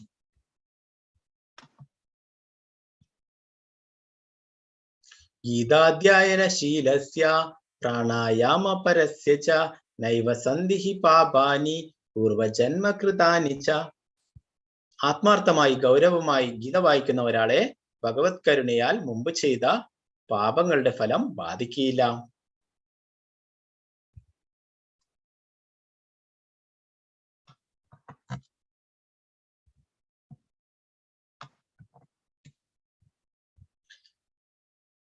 ഭഗവത്ഗീത പരമദിവ്യത്വം പുരുഷന്റെ മുഖനിർഗതമാണ്. ഗംഗ ഭഗവാന്റെ പാദ പങ്കജ നിർഗതമാണ്. ഭഗവാന്റെ മുഖവും പാദവും തമ്മിൽ തീർച്ചയായും യാതൊരു വ്യത്യാസമില്ല എങ്കിലും പക്ഷപാതമില്ലാത്ത ഒരു പഠനത്തിൽ ഭഗവത്ഗീത ഗംഗാജലത്തെക്കാൾ കുറെ കൂടി പ്രധാനമാണ്. അപ്പൊ ഭഗവത്ഗീത എന്ന് പറയുന്നത് ഭഗവാന്റെ തിരുമുഖത്ത് നിന്ന് വന്നിട്ടുള്ളതാണ് അല്ലെ. അതുപോലെ തന്നെ ഗംഗ എന്ന് പറയുന്നതോ ഭഗവാന്റെ പാദത്തിൽ നിന്ന് വന്നിട്ടുള്ളതാണ്. അപ്പോ അത് എന്താണ്, തീർച്ചയായിട്ടും യാതൊരു വ്യത്യാസവുമില്ല എന്ന് പറയുന്നു. എങ്കിലും ഭഗവത്ഗീത എന്ന് പറയുന്നത് തിരുമുഖത്ത് നിന്ന് വന്നതുകൊണ്ട് തന്നെ അത് ഗംഗാജലത്തെക്കാളും കുറച്ചുകൂടി പ്രധാനമാണെന്ന് പറയുന്നു. മലിനേ മോചനം പുംസാം ജലസ്നാനം ദിനേ ദിനേ സഗർഗീതാമൃത സ്നാനം സംസാര മലനാശനം. നിത്യവും ജലത്തിൽ സ്നാനം ചെയ്ത് ദേഹശുദ്ധി വരുത്താം. എന്നാൽ ഭഗവത്ഗീതയാകുന്ന ഗംഗാജലത്തിൽ ഒരിക്കലെങ്കിലും സ്നാനം ചെയ്യുന്ന വ്യക്തിയുടെ ഭൗതിക ജീവിതത്തിലെ എല്ലാ മാലിന്യങ്ങളും നശിച്ചു പോകുന്നു. അപ്പൊ നമ്മള് നിത്യവും നമ്മുടെ ശരീരം വൃത്തിയാക്കാൻ വേണ്ടിയിട്ട് നമ്മൾ കുളിക്കും അല്ലെ. അപ്പൊ നമ്മൾ 2-3 ദിവസം കുളിച്ചില്ലെങ്കിലോ നമ്മള് മോശം സ്മെല്ലൊക്കെ അടിക്കും അല്ലെ. അപ്പൊ നമുക്ക് കുളിക്കാതിരിക്കാൻ പറ്റില്ല. ദിവസവും 2-3 നേരമൊക്കെ നമ്മൾ കുളിക്കും അല്ലെ. എന്നാൽ നമ്മുടെ ആ ഹൃദയത്തിൽ എത്രയോ ജന്മങ്ങളായിട്ടുള്ള ആ മാലിന്യങ്ങളുണ്ട്, പാപങ്ങളുണ്ട്. അപ്പൊ അതൊക്കെ എങ്ങനെയാണ് അതൊക്കെ ഇല്ലാതാക്കുക? അതിനെയൊക്കെ ശുദ്ധീകരിക്കാൻ വേണ്ടിയിട്ടാണ് ഈ ഭഗവത്ഗീത നമ്മൾ പഠിക്കുന്നത്. ഗീതാസു ഗീത കർത്തവ്യ കിമന്യേ ശാസ്ത്ര വിസ്തരേ യാ സ്വയം പത്മനാഭസ്യ മുഖാപത്മാദ്വിനിസൃത. ഭഗവത്ഗീത പരമദിവ്യത്വം പുരുഷനാൽ ഉപദേശിക്കപ്പെട്ടതാകിയാൽ മറ്റൊരു വേദ സാഹിത്യവും പഠിക്കേണ്ടതില്ല. ഭഗവത്ഗീത ശ്രദ്ധയോടും കൃത്യനിഷ്ഠയോടും കൂടി ശ്രവിക്കുകയും വായിക്കുകയും ചെയ്താൽ മതി. ഇന്നത്തെ കാലത്ത് ആളുകൾ ലൗകിക വ്യാപാരത്തിൽ അത്രയധികം മുഴുകിയിരിക്കുന്നത് കൊണ്ട് വേദസാഹിത്യം മുഴുവൻ വായിക്കുക അവർക്ക് അസാധ്യമത്രേ. എന്നാൽ അത് ആവശ്യമില്ല. ഈ ഒരൊറ്റ ഗ്രന്ഥം ഭഗവത്ഗീത മതി. കാരണം അത് എല്ലാ വേദസാഹിത്യങ്ങളുടെയും സാരസർവസ്വമാണ്. മാത്രമല്ല പ്രത്യേകിച്ചും അത് പരമദിവ്യത്വം പുരുഷനാൽ ഉപദിഷ്ടവുമാണ്. അപ്പൊ എല്ലാ വേദങ്ങളുടെയും സത്താണ് ഈ ഭഗവത്ഗീത എന്ന് പറയുന്നത്. നമുക്ക് എല്ലാ വേദങ്ങളും പഠിക്കുക എന്നൊക്കെ പറയുന്നത് നമ്മൾ കലിയുഗത്തിൽ എല്ലാവരും ബിസിയാണ് അല്ലെ. അതൊക്കെ സാധിക്കില്ല. അപ്പൊ അതിന്റെ ഒക്കെ സത്താണ് ഈ ഭഗവത്ഗീത എന്ന് പറയുന്നത്. ഭാരതാമൃത സർവസ്വം വിഷ്ണു വക്വാദി വിനിസൃതം ഗീതാ ഗംഗോദകം പീത്വാ പുനർജന്മന വിദ്യതേ. ഗംഗാജലം പാനം ചെയ്യുന്നവൻ മോക്ഷം പ്രാപിക്കുന്നു. ഭഗവത്ഗീതാമൃതം പാനം ചെയ്യുന്നതിനെ കുറിച്ച് പിന്നെ എന്ത് പറയാൻ? മഹാഭാരതത്തിന്റെ സാരാമൃതമത്രേ ഭഗവത്ഗീത. ഭഗവാൻ സ്വയം ഉപദേശിച്ചതാണത്. സർവോപനിഷത്തോ ഗാവോ ദോക്ത ഗോപാലനന്ദന പാർത്ഥോ വത്സാ സുധീർ ഭോക്ത ദുഗ്ധം ഗീതാമൃതം മഹത്. ഗീതോപനിഷത്ത്, ഭഗവത്ഗീത എല്ലാ ഉപനിഷത്തുക്കളുടെയും സാരമാണ്. എല്ലാ ഉപനിഷത്തുക്കളും ഒരു പശുവിനെ പോലെയാണ്. ഗോപകുമാരൻ എന്ന് പ്രശസ്തനായ ഭഗവാൻ കൃഷ്ണൻ ആ പശുവിനെ കറക്കുന്നു. അർജുനൻ ഒരു പശുക്കിടാവിനെ പോലെയാണ്. പണ്ഡിതന്മാരും പരമഭക്തന്മാരും അമൃതതുല്യ ദുഗ്ധമായ ആ ഭഗവത്ഗീത പാനം ചെയ്യുന്നു. അപ്പൊ നമ്മളൊക്കെ ആ അമൃത്, ഭഗവത്ഗീത ആവുന്ന ആ പാല് അമൃത് നമ്മൾ കുടിക്കുകയാണ് അല്ലെ. എല്ലാ ഉപനിഷത്തുകളും ഒരു പശുവിന്റെ രൂപത്തിലാക്കി ഭഗവാൻ. അപ്പോ ആ ഒരു പശുക്കിടാവിനെ ആയിട്ട് അർജുനനെയും അപ്പോ ഭഗവാൻ ആ പശുവിനെ കറക്കുന്നു. അപ്പോ ആ പശുവിനെ കറന്നിട്ടുള്ള പാല് അല്ലെ, അത് ആദ്യാർക്കാ കൊടുക്കുക? പശുക്കിടാവിനാണ് ലഭിക്കുക അല്ലെ. അപ്പൊ അങ്ങനെ ആ അമൃത് അത് നമുക്കൊക്കെ ലഭിക്കുന്നു. ഭഗവാൻ അർജുനന് പറഞ്ഞു കൊടുത്തിട്ടുള്ള, അർജുനനെ ഒരു നിമിത്തമാക്കിയിട്ട് നമുക്കൊക്കെ വേണ്ടിയിട്ടാണ് ഈ ഭഗവത്ഗീതയുടെ ജ്ഞാനം ഭഗവാൻ പറഞ്ഞു തന്നിട്ടുള്ളത്. ഇനി വളരെ പ്രധാനപ്പെട്ട ശ്ലോകമാണ് അവസാനത്തേത്, 7-മത്തേത്. ഏകം ശാസ്ത്രം ദേവകീ പുത്രഗീതം ഏകോ ദേവോ ദേവകീ പുത്ര ഏവ ഏകോ മന്ത്രസ്തസ്യ നാമാനി യാനി കർമാപ്യേക്യം തസ്യ ദേവസ്യ സേവ. ഇക്കാലത്ത് ജനങ്ങൾ ഒരേ ഒരു ധർമ്മഗ്രന്ഥത്തെയും ഒരേ ഒരു ഈശ്വരനെയും ഒരേ ഒരു മതത്തെയും ഒരേ ഒരു പ്രവൃത്തിയും മാത്രം സ്വീകരിക്കുവാൻ ഉത്സുകരാണ്. ആകയാൽ ഏകം ശാസ്ത്രം ദേവകീ പുത്രഗീതം. ശങ്കരാചാര്യർ പറയുന്നു, ഏകം ശാസ്ത്രം ദേവകീ പുത്രഗീതം, ഒറ്റ ഗ്രന്ഥം മാത്രം ഉണ്ടായിരിക്കട്ടെ. ലോകത്തിന് പൊതുവായ ഏക ധർമ്മഗ്രന്ഥം ഭഗവത്ഗീത. ഏകോ ദേവോ ദേവകീ പുത്ര ഏവ, സമസ്ത വിശ്വത്തിനും ഒരേ ഒരു ഈശ്വരൻ മാത്രം ഉണ്ടായിരിക്കട്ടെ, ശ്രീകൃഷ്ണ ഭഗവാൻ. നമുക്കറിയാം 33 കോടി ദേവിദേവന്മാരുണ്ട് അല്ലെ. അപ്പൊ അങ്ങനെ എല്ലാവരുടെ അടുത്തും നമുക്ക് പോകാനും പ്രാർത്ഥിക്കാനൊക്കെ ബുദ്ധിമുട്ടാണല്ലേ. അപ്പൊ ഇവിടെ ശങ്കരാചാര്യർ പറയുന്നു, നിങ്ങൾ ഒരേ ഒരു ഭഗവാനെ മാത്രമേ പ്രാർത്ഥിക്കേണ്ടുള്ളൂ, ദേവകി പുത്രനായിട്ടുള്ള ശ്രീകൃഷ്ണ ഭഗവാനെ. ഏകോ മന്ത്രസ്തസ്യ നാമാനിയാനി, ഒരേ മന്ത്രം, ഒരേ പ്രാർത്ഥന, തിരുനാമ സങ്കീർത്തനം, ഹരേ കൃഷ്ണ കൃഷ്ണ കൃഷ്ണ ഹരേ ഹരേ, ഹരേ രാമ രാമ രാമ ഹരേ ഹരേ എന്ന ആ തിരുനാമം കലിയുഗത്തിൽ പറഞ്ഞിട്ടുള്ളതാണ്. കലിസുന്ദരത്തിലൊക്കെ പറയുന്നു, ഈ നാമമാണ് കലിയുഗത്തിൽ പറഞ്ഞിട്ടുള്ളത്. കർമാപ്യക്യം തസ്യ ദേവസ്യ സേവ, ഒരൊറ്റ പ്രവൃത്തി മാത്രം ഉണ്ടായിരിക്കട്ടെ, പരമദിവ്യത്വ പുരുഷന്റെ സേവനം, ഭഗവാന്റെ സേവനം. അപ്പൊ ഇതാണ് ശങ്കരാചാര്യർ പറഞ്ഞിട്ടുള്ളത്. അപ്പോൾ നമ്മൾ ഭഗവത്ഗീത പഠിക്കുന്നതിന്റെ പ്രാധാന്യത്തെ കുറിച്ച് ശങ്കരാചാര്യർ പറഞ്ഞു തന്നു അല്ലെ. ഈ കലിയുഗത്തിൽ എല്ലാവരും വളരെ ബിസി ആയിട്ടുള്ള ആൾക്കാരാണ്. നമുക്ക് വേദങ്ങളൊക്കെ പഠിക്കൽ വളരെ പ്രയാസങ്ങളാണ്. അപ്പോൾ അത് എല്ലാ വേദങ്ങളുടെയും ഉപനിഷത്തുക്കളുടെ ഒക്കെ സാരം, സത്താണ് ഈ ഭഗവത്ഗീത എന്ന് പറയുന്നത്. നമുക്ക് ഭഗവത്ഗീതയിലേക്ക് കടക്കാം, ഇതിൽ പോവാം. ഒന്നാമത്തെ ശ്ലോകം ധൃതരാഷ്ട്ര ചോദിക്കുന്നതാണ്. നമുക്ക് അറിയാം അല്ലെ, ഇതിനെക്കുറിച്ചൊക്കെ നിങ്ങൾ മഹാഭാരതത്തിലൊക്കെ പഠിച്ചിട്ടുണ്ട്. ധൃതരാഷ്ട്ര അന്ധനാണ് അല്ലെ. അപ്പൊ അതുകൊണ്ട് തന്നെ ധൃതരാഷ്ട്രക്ക് എന്താണ് അവിടെ നടക്കുന്നതെന്ന് അറിയില്ല. ബാക്കി കാര്യങ്ങളൊക്കെ നിങ്ങൾക്ക് അറിയാവുന്നതായിരിക്കും അല്ലെ. അതുകൊണ്ട് അതിലേക്ക് ഡീറ്റെയിൽ ആയിട്ട് പോകുന്നില്ല. എല്ലാവരും മഹാഭാരതം കാണുകയും അതിനെക്കുറിച്ച് വായിക്കുകയൊക്കെ ചെയ്തിട്ടുള്ളതാണ് അല്ലെ. അപ്പം ആ ധൃതരാഷ്ട്ര അന്ധനാണ്, അതുകൊണ്ട് തന്നെ എന്താണ് നടക്കുന്നതെന്ന് അറിയില്ല. അപ്പൊ ആ സഞ്ജയൻ ആ ധൃതരാഷ്ട്രയുടെ സഹായിയായിട്ടുള്ള ആളാണ്, മന്ത്രിയാണ്. അപ്പൊ സഞ്ജയനോട് ചോദിക്കുന്നു ധൃതരാഷ്ട്ര വാച ധർമ്മക്ഷേത്രേ കുരുക്ഷേത്രേ സമവേതായു ഉത്സവ മാമക പാണ്ഡവ ശൈവ കിമക്കുർവത സഞ്ജയ. ധൃതരാഷ്ട്രർ പറഞ്ഞു, ഹേ സഞ്ജയ, പുണ്യസ്ഥലമായ കുരുക്ഷേത്രത്തിൽ യുദ്ധോത്സുകരായി ഒന്നിച്ചുകൂടിയ എന്റെ മക്കളും പാണ്ഡുപുത്രരും എന്ത് ചെയ്തു? അപ്പോൾ സഞ്ജയനോട് ചോദിക്കുന്നു, പുണ്യസ്ഥലമായ കുരുക്ഷേത്ര ക്ഷേത്രത്തിലെ യുദ്ധോത്സുകരായിട്ടുള്ള ഒന്നിച്ചു കൂടിയിട്ടുള്ള എന്റെ മക്കളും പാണ്ഡുപുത്രരും. കുരുവംശം എന്ന് പറഞ്ഞാല് കൗരവരും പാണ്ഡവരും ഒക്കെ ഉൾപ്പെടുന്നതാണ് കുരുവംശം എന്ന് പറയുന്നത്. അപ്പോ ഇവിടെ എന്റെ മക്കളും പാണ്ഡുപുത്രരും എന്ന് വേർതിരിവ് കാണിക്കുന്നു. നമുക്കറിയാം, പാണ്ഡു മരിച്ചതിന് ശേഷം ആ കുട്ടികളൊക്കെ ചെറുതായത് കൊണ്ട് തന്നെ അവരെയൊക്കെ സംരക്ഷിക്കേണ്ട ചുമതല ധൃതരാഷ്ട്രക്കായിരുന്നു അല്ലെ. എന്നാൽ ആ സ്വന്തം പുത്രന്മാരിലുള്ള അമിത വാത്സല്യം മൂലം അവരോട് ശത്രുതയും അസൂയൊക്കെ ഉണ്ടായി അല്ലെ. അതിന്റെ ഫലമായിട്ടാണ് ഇങ്ങനെയുള്ള ആ പ്രശ്നങ്ങൾ, യുദ്ധങ്ങളൊക്കെ ഉണ്ടായിരുന്നത്. യുദ്ധങ്ങൾ പലരും പറയുന്നേക്കാം, എന്തിനാണ് ഈ യുദ്ധം, ഇത് ഒഴിവാക്കിക്കൂടെ അല്ലെ. ഒഴിവാക്കാൻ വേണ്ടിയിട്ട് സാക്ഷാൽ ഭഗവാൻ തന്നെ, അഖിലാണ്ടകോടി ബ്രഹ്മാണ്ഡ നായകനായിരിക്കുന്ന ഭഗവാൻ തന്നെ ഒരു ദൂതനായിട്ട് പോയി ധൃതരാഷ്ട്ര കൊട്ടാരത്തിൽ പോയി കേണ് പറഞ്ഞു നോക്കി, യുദ്ധം ഒഴിവാക്കണം, പകുതി രാജ്യമെങ്കിലും പാണ്ഡവർക്ക് കൊടുക്കണം, അല്ല ഒരു 5 ഗ്രാമമെങ്കിലും കൊടുക്കണം, അല്ല ഒരു 5 വീട് വെക്കാനുള്ള സ്ഥലം കൊടുക്കണം, അല്ല ഒരു വീടെങ്കിലും വെക്കാൻ അവർക്ക് സ്ഥലം കൊടുക്കണം എന്ന് പറഞ്ഞു. എന്നാല് ആ ശകുനിയും ദുര്യോധനും ഒക്കെ പറഞ്ഞു, ഒരു സൂചി കുത്താനുള്ള സ്ഥലം പോലും ഞങ്ങൾ കൊടുക്കില്ല എന്ന് അല്ലെ. അപ്പൊ അധർമ്മം ഉള്ളത് കൊണ്ട് തന്നെയാണ് ഒരു യുദ്ധം ആവശ്യമായിട്ടുള്ളതെന്ന് ഭഗവാൻ പറയുന്നുണ്ട്. ഇനി നമ്മൾ പഠിക്കും എന്താണ്, എപ്പോഴാണ് ധർമ്മത്തിന് ച്യുതി സംഭവിക്കുന്നത്, അപ്പോഴ് അധർമ്മം താഴ്ച വളരുന്നത്, അപ്പോഴും ഭഗവാൻ അവതരിക്കുന്നത് എന്ന് പറയുന്നത് അല്ലെ. അപ്പൊ ആ ഭഗവാന്റെ ആ ഉദ്ദേശം തന്നെ ആ അധർമ്മത്തെ ഇല്ലാതാക്കാനാണ്. അപ്പൊ യുദ്ധം അനിവാര്യമായിട്ട് വന്നു. അപ്പൊ ഇവിടെ ധൃതരാഷ്ട്ര ഭയപ്പെടുന്നു. കുരുക്ഷേത്ര യുദ്ധഭൂമിയിൽ, കുരുക്ഷേത്ര യുദ്ധഭൂമി എന്ന് പറയുന്നത് പുണ്യസ്ഥലമാണ്. അതുകൊണ്ട് തന്നെ അവിടെ എന്താണ്, ആരുടെ ഭാഗത്താണ് ധർമ്മക്ഷേത്രമാണ്. അപ്പൊ ധർമ്മം ആരുടെ ഭാഗത്താണ്, അവർക്കാണ് വിജയം. അപ്പൊ അതിനെ ഭയപ്പെടുന്നു. പിന്നെ ശ്രീകൃഷ്ണ ഭഗവാൻ ആ രണ്ടുപേരെയും ഒരു സന്ധി സംഭാഷണത്തിലൊക്കെ ആക്കിയിട്ട് അവരെ ഒത്തുതീർപ്പാക്കിയിട്ട് യുദ്ധം ഇല്ലാതെ അവസാനിച്ചു കഴിഞ്ഞാൽ എന്റെ മക്കൾക്ക് രാജ്യം കിട്ടില്ലേ എന്ന് ഭയപ്പെടുന്നു.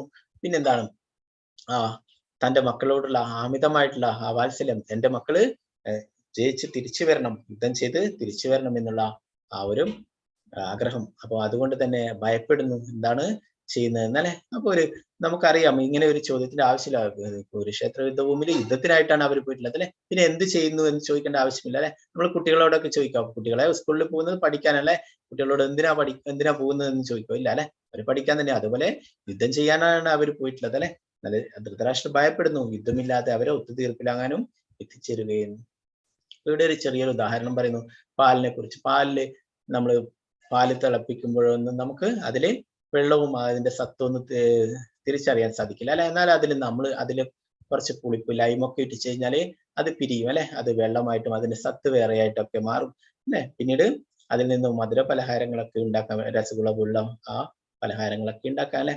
അപ്പൊ അതുപോലെ ധർമ്മക്ഷേത്രം ഇവരൊക്കെ എല്ലാവരും ഒന്നിച്ചായിരുന്നു കുരുവംശം അല്ലെ. എന്നാൽ ഇവിടെ വേർതിരിവ് കാണിക്കുന്നു. മാമക പാണ്ഡവ ശൈവ, എന്താണ് എന്റെ പുത്രന്മാരും പാണ്ഡുവിന്റെ പുത്രന്മാരും എന്ന് ആ ധൃതരാഷ്ട്രൻ വേർതിരിവ് കാണിക്കുന്നു അല്ലെ. അതിലൂടെ എന്താണ് വിജയം, അവർ വിജയിക്കണമെന്ന് ആഗ്രഹിക്കുന്നു, കൗരവർ വിജയിക്കണമെന്ന് ആഗ്രഹിക്കുന്നു. മൂന്നാമത്തെ ശ്ലോകത്തിൽ പറയുന്നു, പശ്യേതാം പാണ്ഡുപുത്രാണാം ആചാര്യ മഹതീം ചമു യൂഢാം ദ്രുപദപുത്രേണ തവ ശിഷ്യേണ ധീമതാം. അല്ലയോ ആചാര്യ, അങ്ങയുടെ ശിഷ്യനും ബുദ്ധിശാലിയുമായ ദ്രുപദപുത്രൻ ഒരുക്കി നിർത്തിയിട്ടുള്ള ഈ മഹത്തായ പാണ്ഡവ സൈന്യത്തെ ഒന്ന് നോക്കൂ. അപ്പൊ ദ്രോണാചാര്യരോട് പറയുകയാണ്, ദ്രോണാചാര്യരാണ് പാണ്ഡവരെയും കൗരവരെയൊക്കെ അസ്ത്രവിദ്യ പരിശീലിപ്പിച്ചിട്ടുള്ളത് അല്ലെ, അവരോട് പറയുന്നു. അപ്പൊ ദ്രോണാചാര്യരോട് പറയുകയാണ്, ദുര്യോധനൻ, അങ്ങ് പരിശീലിപ്പിച്ചിട്ടുള്ള അങ്ങയുടെ ശിഷ്യനും ബുദ്ധിശാലിയുമായിട്ടുള്ള ദ്രുപദപുത്രൻ ഒരുക്കിയിട്ടുള്ള പാണ്ഡവ സൈന്യത്തെ ഒന്ന് നോക്കൂ എന്ന് പറയുന്നല്ലേ. അപ്പൊ എന്നാലും പറയാതെ ഇവിടെ പറയുകയാണ്, നിങ്ങള് ദ്രോണാചാര്യരോട് പറയുന്നുണ്ട്, നിങ്ങൾ ഇവരെയൊക്കെ പഠിപ്പിച്ചത് തെറ്റായി പോയി എന്നുള്ള രീതിയിൽ അല്ലെ. ആ ഒരു ആചാര്യനെയും ഒരു ഗുരുവിനെയും അങ്ങനെ വേർതിരിവില്ല അല്ലെ. അവരെ കുരുവംശത്തെ രണ്ടുപേരെയും ഒരുപോലെ കണ്ടിട്ടാണ് ഈ അസ്ത്രവിദ്യ ഒക്കെ പഠിപ്പിച്ചിട്ടുള്ളത് അല്ലെ. അപ്പൊ ഇവിടെ ഭയപ്പെടുന്നു ആ പാണ്ഡവ സൈന്യത്തെ കണ്ടിട്ട് അദ്ദേഹം ദ്രോണാചാര്യരോട് പറയുന്നു, എന്താണ്, ദുര്യോധനൻ പറയുന്നു, അങ്ങേ പരിശീലിപ്പിച്ച ഈ സൈന്യത്തെ നോക്കൂ എന്ന് പറഞ്ഞിട്ട് ആ സൈന്യത്തെ കണ്ടപ്പോൾ തന്നെ അദ്ദേഹത്തിന് ഭയമായി. പാഞ്ചജന്യം 15ാമത്തെ ശ്ലോകമാണ്. വളരെ പ്രധാനപ്പെട്ട ശ്ലോകങ്ങളെ എടുക്കുന്നുള്ളൂ, പിന്നീട് നമുക്ക് സെക്കൻഡ് ലെവലിൽ എല്ലാ ശ്ലോകങ്ങളും ഡീറ്റെയിൽ ആയിട്ട് പഠിക്കും. പാഞ്ചജന്യം ഋഷികേശോ ദേവദത്തം ധനഞ്ജയ പൗണ്ഡ്രം ദദ്മൗ മഹാശങ്കം ഭീമകർമാഭൃകോദര. ശ്രീകൃഷ്ണ ഭഗവാൻ പാഞ്ചജന്യം എന്ന ശംഖമൂതി അർജുനൻ ദേവദത്തവും ദുഷ്കര കർമ്മങ്ങളിൽ മുൻനിൽക്കുന്നവനും ഭോജനപ്രിയനുമായ ഭീമൻ പൗണ്ഡ്രം എന്ന ശംഖവും മുഴക്കി. അപ്പോ എന്താണ് ഇവിടെ ഭഗവാന്റെ ശംഖിന്റെ പേരാണ് പാഞ്ചജന്യം അല്ലെ. നമ്മളൊക്കെ കേട്ടിട്ടുണ്ടാവും പാഞ്ചജന്യം ഭഗവാന്റെ ശംഖിന്റെ പേരാണ്. അർജുനന്റെ ശംഖിന്റെ പേരെന്താണ്? ദേവദത്തം. പിന്നെ ഭീമന്റെ ശംഖിന്റെ പേര് പൗണ്ഡ്രം അല്ലെ. ഭീമനാണ് വളരെ പ്രയാസം പിടിച്ച കാര്യങ്ങളൊക്കെ ചെയ്തു തീർക്കുക അല്ലെ, അത്രയും ശക്തിമാനാണ് ഭീമൻ. അതുകൊണ്ട് ദുഷ്കര കർമ്മങ്ങളിലൊക്കെ മുന്നിട്ട് നിൽക്കുന്നവൻ, എല്ലാവർക്കും അത് ചെയ്യാൻ ബുദ്ധിമുട്ടായിട്ടുള്ള കാര്യങ്ങളൊക്കെ ആരെ ചെയ്യാ? ഭീമനാണ് ചെയ്യുക അല്ലെ. അങ്ങനത്തെ ഭീമൻ പൗണ്ഡ്രം എന്ന ശംഖവും ഊതി. അനന്ത വിജയം രാജ കുന്തിപുത്രോ യുധിഷ്ഠിര നകുല സവദേവശ്ച സുഘോഷ മണി പുഷ്പകോ കാശ്യച്ച പരമേശ സഹ ശിഖണ്ഡി ച മഹാരഥ ദൃഷ്ടദ്യുമ്നോ വിരാടശ്ച സാത്യകിശ്ച പരാജിത ദ്രുപദോ ദ്രൗപദേയശ്ച സർവശ പൃഥ്വീപദേ സൗഭദ്രശ്ച മഹാബാഹു ശങ്കാൻ ദദ്മു പൃഥക് പൃഥക്.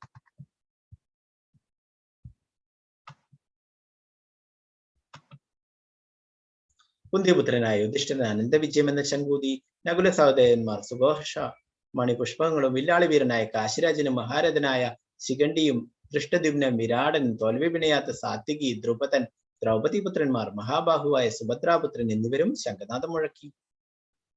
സഘോഷാദാർത്ഥരാഷ്ട്രാണാം ഹൃദയാനീവ്യതരായ നഭശാപൃത്തിം ചൈവ തുമോലോ അഭ്യുനാദയൻ. വിവിധ ശംഖങ്ങളിൽ നിന്ന് ഉയർന്ന ഈ നാദഘോഷം ഭൂമിയിലും അന്തരീക്ഷത്തിലും മാറ്റലിക്കൊണ്ടു ധൃതരാഷ്ട്രപുത്രന്മാരുടെ ഹൃദയം പിളർക്കിണ്ടായി. ഇപ്പൊ ഭഗവാന്റെ ആ പാഞ്ചജന്യം അർജുനന്റെ ദേവദത്തം അല്ലെ, അതിൽ നിന്നൊക്കെ ഉയർന്ന ആ നാദം കേട്ടിട്ട് ധൃതരാഷ്ട്രപുത്രന്മാരുടെ കരുവരൊക്കെ ഹൃദയം പിളർക്കുകയുണ്ടായി. അർജുന ഉവാച സേനയോരുഭയോർ മധ്യേ രഥം സ്ഥാപയമേച്യുത യാവതേതാ നിരീക്ഷേഹം യോദ്ധുകാമാനവസ്ഥിതം കൈർമയാ സഹ യോദ്ധവ്യ മസ്മിൻ രണസമുദ്യമേ. അപ്പോ അർജുനൻ ഇവിടെ ഭഗവാനോട് പറയുന്നു, ഹേ അച്യുത. അച്യുതൻ എന്ന് പറയുന്നത് ച്യുതി അഥവാ വീഴ്ച പറ്റാത്തവൻ. അപ്പൊ നമ്മളൊക്കെ ജീവാത്മാക്കളൊക്കെ വീഴ്ച പറ്റുന്നവരാണ്, എന്നാല് ഭഗവാൻ ഒരിക്കലും വീഴ്ച പറ്റാത്തതാണ്. അതുകൊണ്ട് ഭഗവാനെ അച്യുത എന്ന് പറയുന്നു. ഇപ്പൊ 20 സൈന്യങ്ങൾക്ക് മധ്യത്തിലായിട്ട് എന്റെ തേർ കൊണ്ട് നിർത്തുക. ആരൊക്കെയാണ് യുദ്ധകാംക്ഷികളായി ഇവിടെ വന്നിട്ടുള്ളതെന്ന് ഞാനൊന്ന് കാണട്ടെ. അപ്പൊ അർജുനൻ ഭഗവാനോട് പറയുന്നു, അവിടെ 2 സൈന്യത്തിന്റെയും മധ്യത്തിലായിട്ട് തേർ കൊണ്ട് നിർത്താൻ വേണ്ടിയിട്ട് ആരൊക്കെയാണ് വന്നിട്ടുള്ളത് എന്ന് കാണാൻ വേണ്ടിയിട്ട്.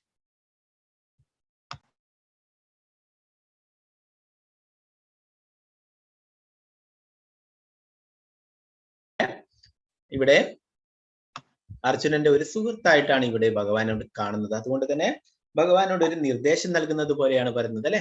ഹേ അച്യുത, 2 സൈന്യത്തിന്റെയും മധ്യത്തിലായിട്ട് തേർ കൊണ്ട് നിർത്താൻ വേണ്ടിയിട്ട് പറയുന്നല്ലേ.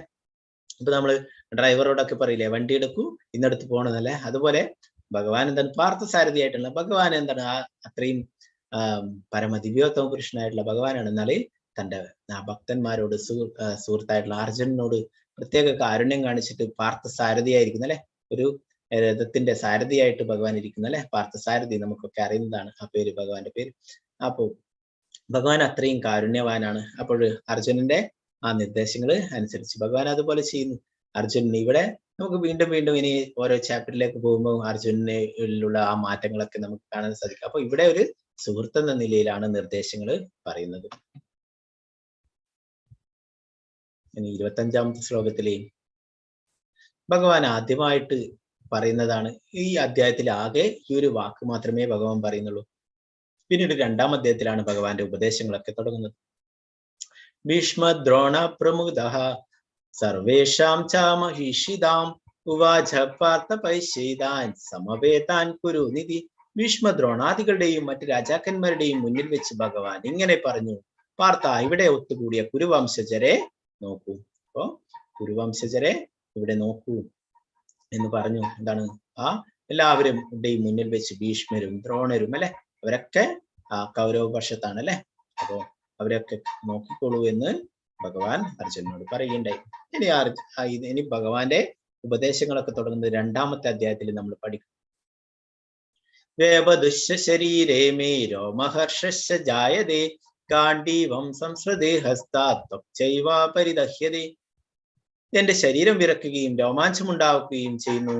എന്റെ വില്ല് ഗാണ്ഡീവം കയ്യിൽ നിന്ന് വഴുതുന്നു, തൊലി ചുട്ടുനീറുന്നു. അപ്പൊ അർജുനൻ ആ കൗരവപക്ഷത്തെ ഒക്കെ കണ്ടിട്ട് ആരൊക്കെയാണ് അവിടെ ഉള്ളത് എതിർപക്ഷത്ത്? ഭീഷ്മ പിതാമഹൻ അല്ലെ, പിന്നെ ഗുരുവായിട്ടുള്ള ദ്രോണാചാര്യർ, അങ്ങനെയുള്ള ആ ഗുരുജനങ്ങള്, പിന്നെ എന്താണ് സ്വന്തം സഹോദരങ്ങൾ അല്ലെ, കസിൻസ്, അവരൊക്കെയാണ് കാണുന്നത് അല്ലെ. അപ്പൊ അതുകൊണ്ട് തന്നെ എന്താണ് ആ ശരീരം വിറച്ചു, ഗാണ്ഡീവം ആ വില്ല് കയ്യിൽ നിന്ന് വഴുതി വീഴുന്നു, അങ്ങനെ വിഷാദവാനായി ഇരിക്കുന്നു. ശക്നോമ്യവസ്ഥാതും പ്രമീതി വാച മേ മനഃ നിമിത്താനി ച പശ്യാമി വിപരീതാനി കേശവ. എനിക്കിപ്പോൾ ഉറച്ചു നിൽക്കാൻ കൂടി സാധിക്കുന്നില്ല, ഞാൻ എന്നെ തന്നെ മറന്നുപോകുന്നു, മനസ്സ് ചുറ്റിക്കറങ്ങുന്നു, അല്ലയോ കൃഷ്ണ. കേശവ, ഭഗവാന്റെ അനേക നാമങ്ങൾ, നേരത്തെ അച്യുത എന്ന് വിളിച്ചല്ലേ, ഭഗവാൻ അനേകം ആയിരക്കണക്കിന് ലക്ഷക്കണക്കിന് നാമങ്ങളുണ്ട് അല്ലെ. അപ്പൊ കേശവ, കേശവ എന്നതിന്റെ അർത്ഥം കേശി എന്ന അസുരനെ വധിച്ചത്. കേശി എന്ന അസുരനെ വധിച്ച അവിടെ ആ കേശിഘട്ട് എന്ന പേരിൽ നമുക്ക് ഇവിടെ ഇപ്പോഴും വൃന്ദാവനത്തിൽ പോയി കഴിഞ്ഞാൽ ആ യമുനയുടെ തീരത്തുണ്ട് കേശിഘട്ട് എന്ന സ്ഥലം, കേശി എന്ന അസുരനെ വധിച്ച സ്ഥലം. അപ്പൊ അതുകൊണ്ട് തന്നെ ഭഗവാനെ കേശവൻ എന്ന് വിളിക്കുന്നു. ദൗർഭാഗ്യ ലക്ഷണങ്ങളാണ് ഞാൻ എമ്പാടും കാണുന്നത് എന്ന് പറയുന്നു. അപ്പോ അർജുനൻ ഇതൊക്കെ കണ്ടിട്ട് വിഷാദവാനായിട്ട് പറയുന്നു, എനിക്ക് എന്താണ് ആ മനസ്സൊക്കെ ചുറ്റിക്കറങ്ങുന്നു, എനിക്ക് അത്രയും ഉറച്ചു നിൽക്കാൻ കൂടി സാധിക്കുന്നില്ല എന്ന് ഭഗവാനോട് പറയുന്നു. അപ്പൊ അർജുനന് ഇങ്ങനെ വിഷാദം ഉണ്ടാവാനുള്ള 5 കാരണങ്ങളെ കുറിച്ച് പറയുന്നു. ഒന്നാമതായിട്ട് മൃദുല ഹൃദയത്വം, രണ്ടാമതായിട്ട് ഭൗതിക സുഖാനുഭവങ്ങൾ. മൃദുല ഹൃദയത്വം, മറ്റുള്ളവരോടൊക്കെ ഗുരുജനങ്ങളോടും എന്താണ് ആ സ്വന്തം സഹോദരങ്ങളോടൊക്കെ അവരോടൊക്കെ ദയ തോന്നുന്നല്ലേ, ആ മൃദുല ഹൃദയത്വം. രണ്ടാമതായിട്ട് ഭൗതിക സുഖാനുഭവങ്ങൾ, ഇവരൊക്കെ വധിച്ചു കഴിഞ്ഞാൽ എങ്ങനെയാണ് സന്തോഷിക്കുന്നത്, ഇതിനെക്കുറിച്ച് 31-ാമത്തെ ശ്ലോകത്തിൽ അത് നമ്മൾ ഇപ്പൊ എടുക്കും. പിന്നെ പാപം, ദ്രോണാചാര്യർ ഗുരുവാണ് അല്ലെ, ഗുരുവിനൊക്കെ കൊന്നു കഴിഞ്ഞാൽ എത്രയും പാപമാണ് അല്ലെ. പിന്നെ ഭീഷ്മ പിതാമഹൻ, അവരൊക്കെ കൊന്നു കഴിഞ്ഞാൽ, ഗുരുജനങ്ങളൊക്കെ കൊന്നു കഴിഞ്ഞാൽ അവരൊക്കെ കൊന്നു കഴിഞ്ഞാൽ പാപം ഉണ്ടാവില്ലേ എന്ന്. പിന്നെ കുടുംബ പാരമ്പര്യം, കുരുക്ഷേത്ര യുദ്ധത്തിൽ പങ്കെടുക്കുന്നവരൊക്കെ പുരുഷന്മാരാണ് അല്ലെ, അവരൊക്കെ വധിക്കപ്പെടുകയാണെങ്കിൽ അവരുടെ ഭാര്യമാരൊക്കെ വിധവകളായി തീരും അല്ലെ, കുട്ടികളൊക്കെ ഉള്ളവരാണെങ്കിൽ അവരുടെ കുട്ടികളൊക്കെ അനാഥരായി അല്ലെ. അങ്ങനെ കുടുംബ പാരമ്പര്യം നഷ്ടപ്പെട്ടു പോകും. പിന്നെ തീരുമാനമെടുക്കാനാവാത്ത അവസ്ഥ, യുദ്ധം ചെയ്യണോ വേണ്ടയോ എന്നുള്ള ഒരു തീരുമാനമെടുക്കാനാവാത്ത അവസ്ഥ. അങ്ങനെ 5 കാരണങ്ങളാണ് അർജുനന് വിഷാദം ഉണ്ടാവാനായിട്ടുള്ള 5 കാരണങ്ങൾ. 1 മൃദുല ഹൃദയത്വം, 2 ഭൗതിക സുഖാനുഭവങ്ങൾ എങ്ങനെ അനുഭവിക്കും എന്നുള്ളത്, 3 പാപം ഏൽക്കേണ്ടി വരും എന്നുള്ളത്, 4 കുടുംബ പാരമ്പര്യം തകർന്നു പോകും എന്നുള്ളത്, പിന്നെ 5 തീരുമാനമെടുക്കാനാവാത്ത അവസ്ഥ. ഈ 5 കാരണങ്ങളാണ് വിഷാദം ഉണ്ടാവാനായിട്ട് പറയുന്നത്. ഇനി മൃദുല ഹൃദയത്വത്തെ കുറിച്ച് പറയുന്നു. അർജുന ഉവാച ദൃഷ്ടേമം സ്വജനം കൃഷ്ണ യുയുത്സം സമുപസ്ഥിതം സീതന്തി മമ ഗാത്രാണി മുഖം ച പരിശുഷ്യതി. അർജുനൻ പറഞ്ഞു, യുദ്ധത്തിനൊരുങ്ങി വന്നിട്ടുള്ള ഈ ബന്ധുമിത്രാദികളെ കണ്ടിട്ട് എന്റെ അവയവങ്ങൾ തളരുന്നു, മുഖം വരളുന്നു.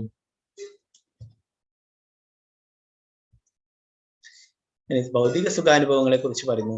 നജ ശ്രേയോനു പശ്യാമി ഹത്വാ സ്വജനമാഹവേ ന കാംക്ഷേ വിജയം കൃഷ്ണ നചാരാജ്യം സുഖാനിച്ച. ബന്ധുക്കളെ യുദ്ധത്തിൽ കൊല്ലുന്നത് കൊണ്ട് എങ്ങനെ എന്ത് ഗുണമുണ്ടാവുമെന്ന് എനിക്ക് മനസ്സിലാവുന്നില്ല. കൃഷ്ണ എനിക്ക് വിജയം ആവശ്യമില്ല, രാജ്യമാവട്ടെ സുഖമാവട്ടെ എനിക്ക് വേണ്ട. അപ്പൊ ഇവിടെ പറയുന്നു അല്ലെ, നമുക്ക് എന്തെങ്കിലും സന്തോഷം ഉണ്ടെങ്കിൽ നമ്മൾ ആരുടെ കൂടെയാണ് അതൊക്കെ എന്താണ് സന്തോഷിക്കുക, ആഘോഷിക്കുക? നമ്മുടെ ബന്ധുക്കളുടെയും സുഹൃത്തുക്കളുടെയും ഒക്കെ കൂടെയാണ് അല്ലെ. അപ്പൊ ഇവിടെ രാജ്യം ലഭിച്ചിട്ടാകുമ്പോ അതിന് എങ്ങനെയാണ് സന്തോഷിക്കുവാൻ കഴിയുക അല്ലെ? ബന്ധുക്കളെയും സുഹൃത്തുക്കളെയും അവരെയൊക്കെ യുദ്ധത്തിൽ കൊല്ലുന്നത് കൊണ്ട് എങ്ങനെയാണ് സന്തോഷിക്കാൻ സാധിക്കുക എന്ന് പറയുന്നു. അതുകൊണ്ട് തന്നെ രാജ്യവും സുഖവും ഒന്നും വേണ്ട എന്ന് പറയുന്നു. ഇനി പാപം. പാപമേവാശ്രയേ തസ്മാൻ അദ്വൈതാനാത്തദായിന തസ്മാനർഹവയം ഹന്തും ധാർത്തരാഷ്ട്രാൻ സബാന്ധവ. അക്രമികളായ ഇവരെ കൊന്നാൽ ഞങ്ങൾക്ക് പാപമായിരിക്കും നേട്ടം. ധൃതരാഷ്ട്രപുത്രന്മാരുടെയും സുഹൃത്തുക്കളെയും ഹിംസിക്കുക എന്നത് നമ്മൾക്ക് ഉചിതമല്ല. അല്ലയോ മാധവ, സ്വന്തം ബന്ധുക്കളെ കൊന്നിട്ട് എന്തു നേടാനാണ്? ഞങ്ങൾക്ക് എങ്ങനെ സുഖിക്കാൻ കഴിയും?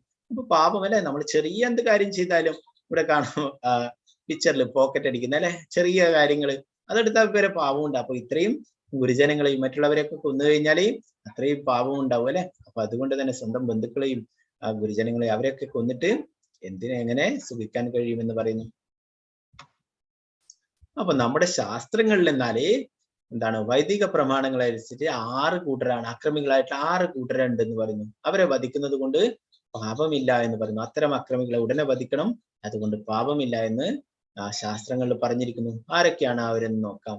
ഒന്നാമതായിട്ട് വിഷം കൊടുക്കുന്നവൻ, രണ്ടാമതായിട്ട് വീട് തീ വയ്ക്കുന്നവൻ, 3 മാരകായുധങ്ങൾ കൊണ്ട് ആക്രമിക്കുന്നവൻ, സ്വത്ത് കൊള്ളയടിക്കുന്നവൻ, 5 ഭൂമി കയ്യേറുന്നവൻ, 6 അന്യന്റെ ഭാര്യയെ അപഹരിക്കുന്നവൻ. അപ്പൊ ഈ 6 കൂട്ടർ ആണ് അക്രമികളായിട്ടുള്ള ഈ 6 കൂട്ടരെ, അത്തരം അക്രമികളെ ഉടനെ വധിക്കണം, അതുകൊണ്ട് പാപമില്ല എന്ന് പറയും. ഒന്നാമതായിട്ട് വിഷം കൊടുക്കുന്നവൻ, 2 വീട് തീ വയ്ക്കുന്നവൻ, മാരകായുധങ്ങൾ കൊണ്ട് ആക്രമിക്കുന്നവൻ, സ്വത്ത് കൊള്ളയടിക്കുന്നവൻ, ഭൂമി കയ്യേറുന്നവൻ, അന്യന്റെ ഭാര്യയെ അപഹരിക്കുന്നവൻ.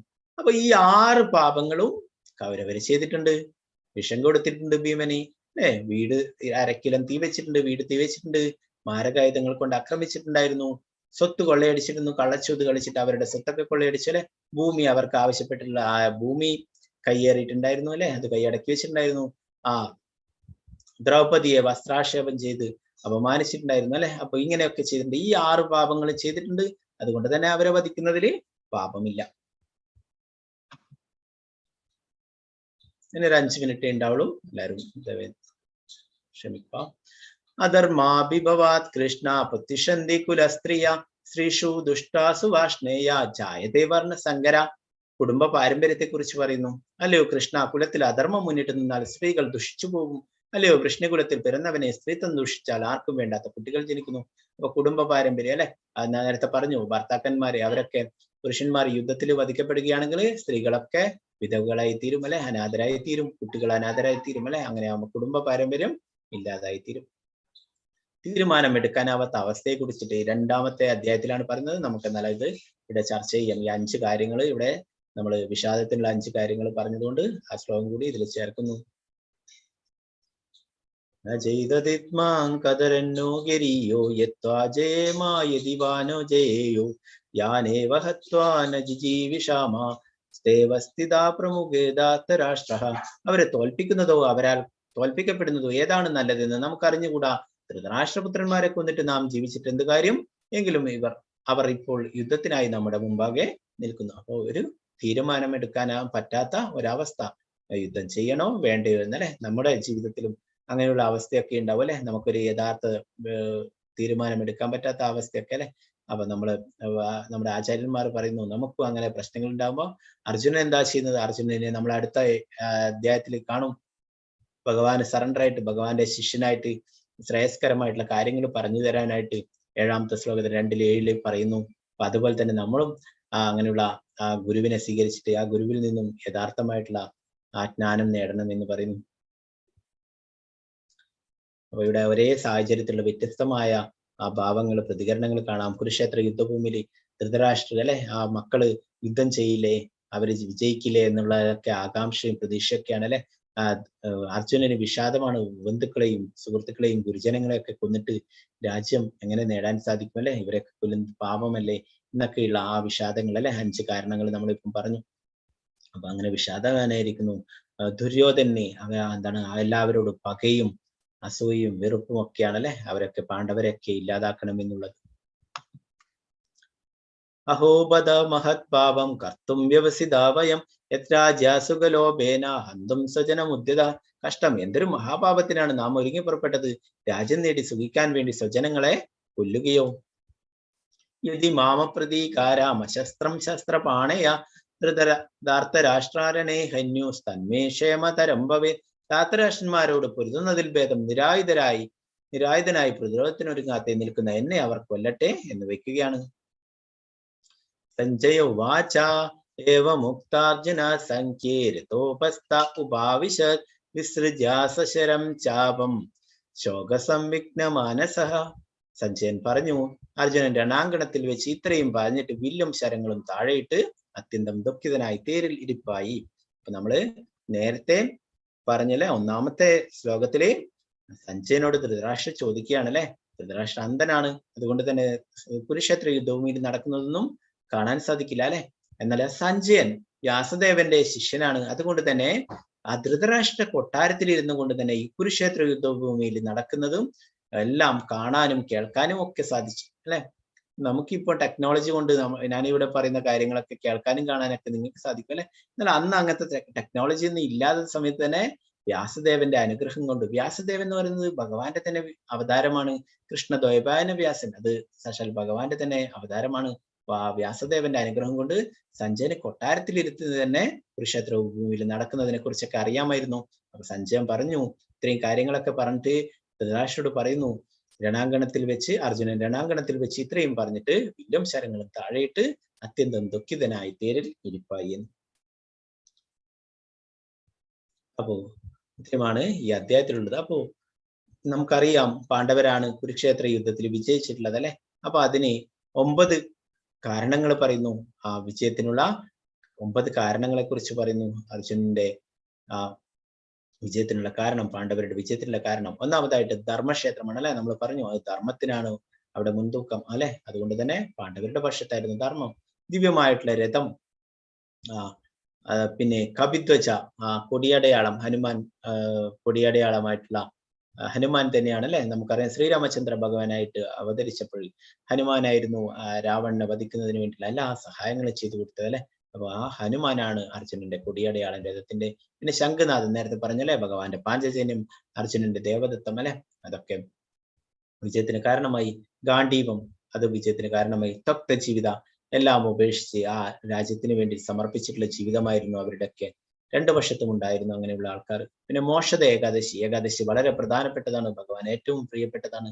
മോക്ഷത ഏകാദശി ആയിരുന്നു. മോക്ഷത ഏകാദശി നമ്മൾ ഭഗവത്ഗീത ജയന്തിയായിട്ട് ഈ കഴിഞ്ഞ ഡിസംബർ മാസം നമ്മൾ ആഘോഷിക്കുകയുണ്ടായി. അപ്പൊ ഏകാദശി വളരെ പ്രധാനപ്പെട്ട, അതിനെക്കുറിച്ച് നമ്മൾ വേറൊരു ക്ലാസ്സിൽ ചർച്ച ചെയ്യാം. ഈ മാസം ഏകാദശി വരുന്നുണ്ട് 13-ാം തീയതി. അപ്പൊ അതിന്റെ മുന്നേ ആയിട്ട് ഞാൻ പറഞ്ഞു തരാം അതിനെക്കുറിച്ചൊക്കെ. ഭഗവാൻ ഏറ്റവും പ്രിയപ്പെട്ടതാണ് ഏകാദശി, അതും വിജയത്തിന് കാരണമായി. പിന്നെ ഭാഗ്യലക്ഷ്മി, നമുക്കറിയാം നാരായണൻ എവിടെയുണ്ടോ അവിടെ ലക്ഷ്മി ഉണ്ടാവും അല്ലെ. ഭഗവാനുള്ളിടത്ത് ലക്ഷ്മിയും ഉണ്ടാവും, ഐശ്വര്യവും ഉണ്ടാവും, അത് വിജയത്തിന് കാരണമായി. പിന്നെ ഋഷികേശൻ, ഭഗവാൻ തന്നെയാണ്. ഋഷികേശൻ എന്ന് പറയുന്നത് ഇന്ദ്രിയങ്ങളുടെ ഒക്കെ നാഥൻ, നമ്മുടെ എല്ലാ ഇന്ദ്രിയങ്ങളുടെയും നാഥൻ ഭഗവാനാണ്. അപ്പോ ആ ഭഗവാന്റെ മറ്റൊരു പേരാണ് ഋഷികേശൻ. അപ്പൊ ഭഗവാൻ എല്ലാറ്റിനും മുന്നിലായിട്ട് നിൽക്കുന്നത് ഭഗവാനാണ് അല്ലെ. അവരുടെ എല്ലാ വിജയത്തിന്റെയും പ്രധാനപ്പെട്ട കാരണം ഭഗവാൻ തന്നെയാണ്. അപ്പൊ ഇങ്ങനെ 9 കാരണങ്ങൾ പറയുന്നു, ആ പാണ്ഡവരുടെ വിജയത്തിനായിട്ടുള്ള 9 കാരണങ്ങൾ. ഭഗവത്ഗീത നൽകുന്ന വിദ്യ നമ്മുടെ ശരീരം കൊണ്ടല്ല പ്രവർത്തിക്കുന്നത്, വാസ്തവത്തിൽ നമ്മുടെ മനസ്സുകൊണ്ടും ബുദ്ധി കൊണ്ടുമാണ്. ആകയാൽ നമ്മുടെ മനസ്സും ബുദ്ധിയും ഭഗവത് സ്മരണയിൽ വ്യാപൃതമാകുമ്പോൾ സ്വാഭാവികമായി നമ്മുടെ ഇന്ദ്രിയങ്ങളും തത്സേവനത്തിൽ മുഴുകും. ഉപരിപ്ലവമായി ഇന്ദ്രിയ പ്രവൃത്തികൾ ഒന്ന് തന്നെ ആയിരിക്കുമെങ്കിലും അവബോധം മാറിയിരിക്കും. എങ്ങനെ മനസ്സും ബുദ്ധിയും ഭഗവത് സ്മരണയിൽ നിർത്താമെന്ന് ഭഗവത്ഗീത പഠിപ്പിക്കുന്നു. അത് ഭഗവത് സാമ്രാജ്യത്തിലേക്ക് ഒരാളെ തന്നെത്താൻ മാറ്റും.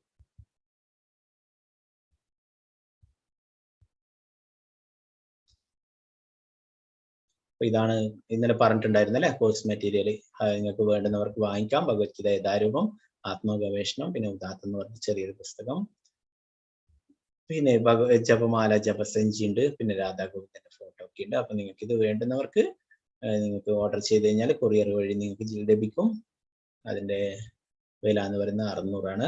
ഭഗവത്ഗീത നമുക്ക് എപ്പോഴും ജീവിതത്തിൽ ആവശ്യമാണ്. ഈ കോഴ്സ് തന്നെ പഠിക്കാൻ തന്നെ നമുക്ക് 2nd ലെവലായാലും 3rd ലെവലായാലും ഒക്കെ ഡീറ്റെയിൽ ആയിട്ട് ഭഗവത്ഗീത പഠിപ്പിക്കുന്നുണ്ട്. അപ്പൊ നമുക്ക് എപ്പോഴും ഇത് ആവശ്യമാണ്. പിന്നെ നമുക്ക് നമ്മുടെ കുട്ടികൾക്കും ഒക്കെ ഇതിലുള്ള ജ്ഞാനമൊക്കെ പറഞ്ഞു കൊടുക്കണം. അവരൊക്കെ ഇതൊക്കെ കേട്ട് വളർന്നു കഴിഞ്ഞാൽ വേറെ മോശം കൂട്ടുകെട്ടുകളിലൊന്നും പോയി നശിക്കില്ല.